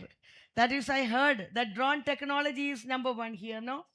Drone technology, that you are going to get a certificate from here for the drone technology. And also oil and gas. I was thinking that I know Oil and Natural Gas Commission in Ahmedabad. So it may be connected. And also semiconductor training also given from this academy. All these are very valuable courses. And we have to understand that if you are getting these certificates, you are just going to different parts of India or the globally, you will be armed with a new technical degree. Am I right? Technical degree. So I am welcoming all of you here. That the leaders, the Chandrans, are also said that they are planning to introduce a new kind of system here in Kerala. Kerala is well known for 100% literacy and also promoting education everywhere, each and every places. There are aided, unaided, and government schools even. They are going parallelly here because that kind of attention the government is giving to educational sector here. Now our respected Chief Minister, Mr. V.D. Satishan, is actually going to change the educational level here. That he is planning, that is to his intention is to retain the students here only.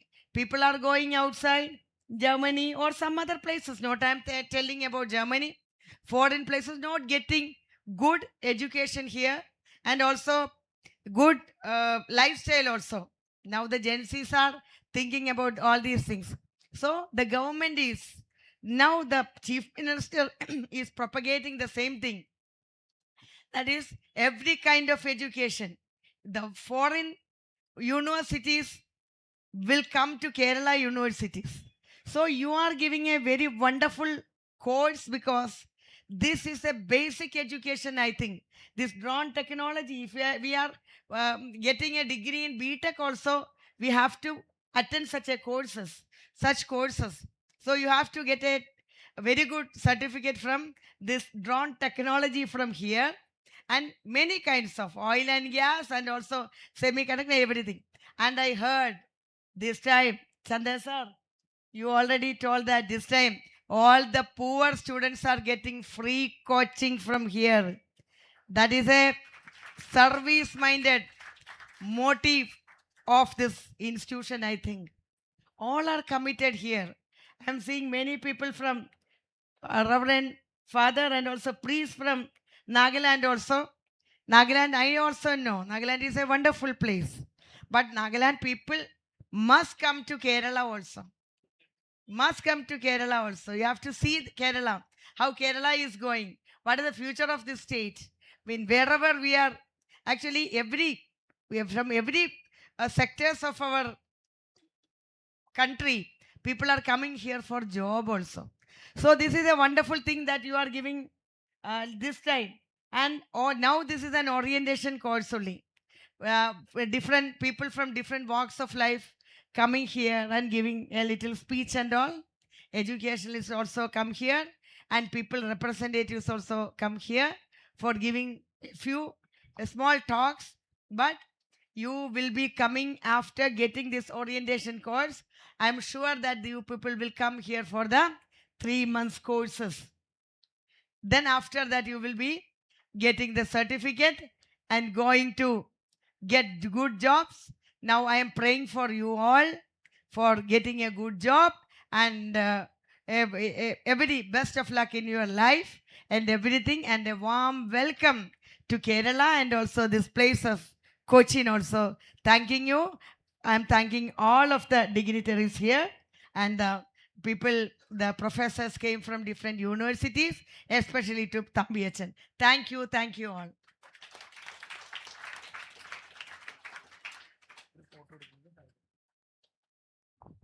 Hello, എൻ്റെ ഒരു സഹോദരിയാണ് നമ്മുടെ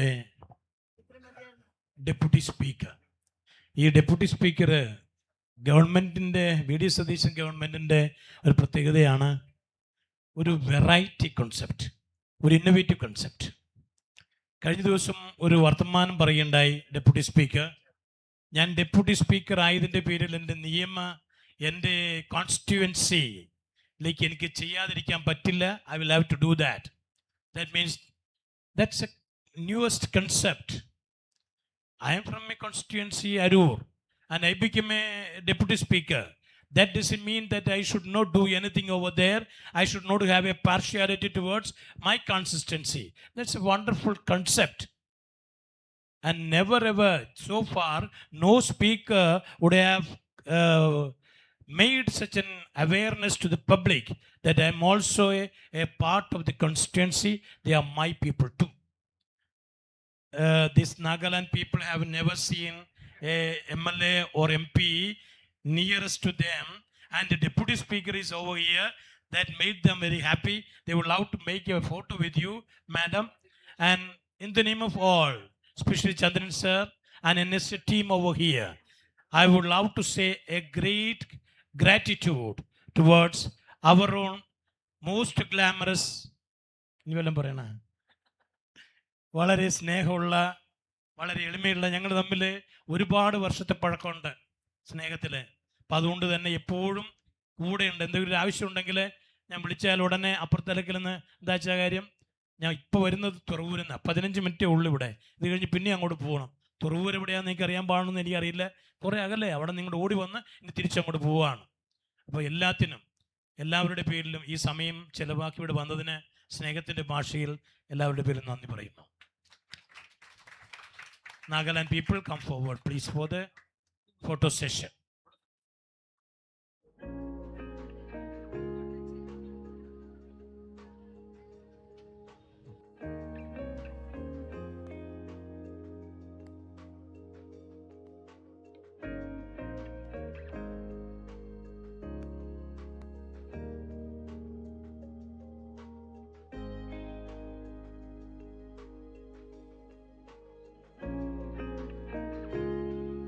Afterwards, I invite Thrissur people to come forward for a photo session.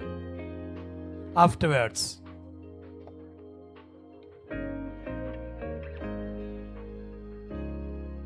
Enough?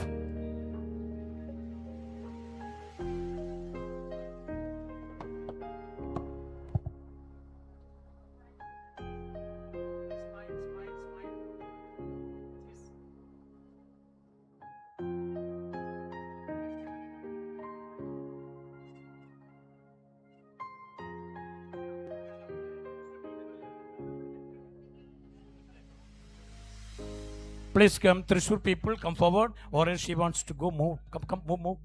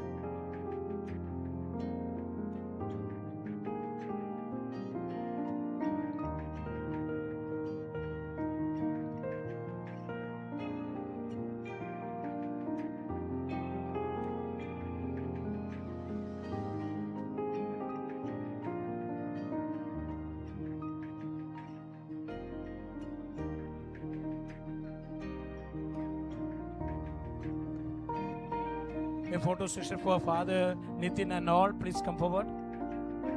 Come. അപ്പുറത്ത് കുറച്ച് പേര് ഇരുന്നോ, കുറച്ച് പേര് അവിടെ നിന്നോ, അവിടെ ഇരുന്നോ, മാഡത്തിന് മുമ്പിൽ തന്നെ ഇരുന്നോ. ഇതാണ് അച്ഛൻ, ഫാദർ നിതിൻ.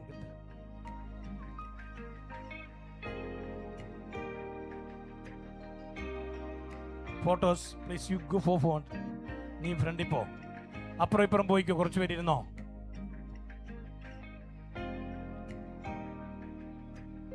ആ ഓക്കെ, പുറകോട്ട് നിന്നോടാ, പൊക്കമുള്ളവൻ എടാ പുറകോട്ട് മാറി, നടുക്ക് മതി പിന്നോ.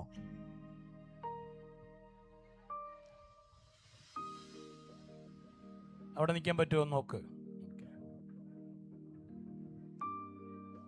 എന്തോ ഞാൻ ഇവിടെ നിന്നോളാം. ഓക്കെ കുഴപ്പമില്ല, ഞാൻ ഇവിടെ നിന്നോളാം.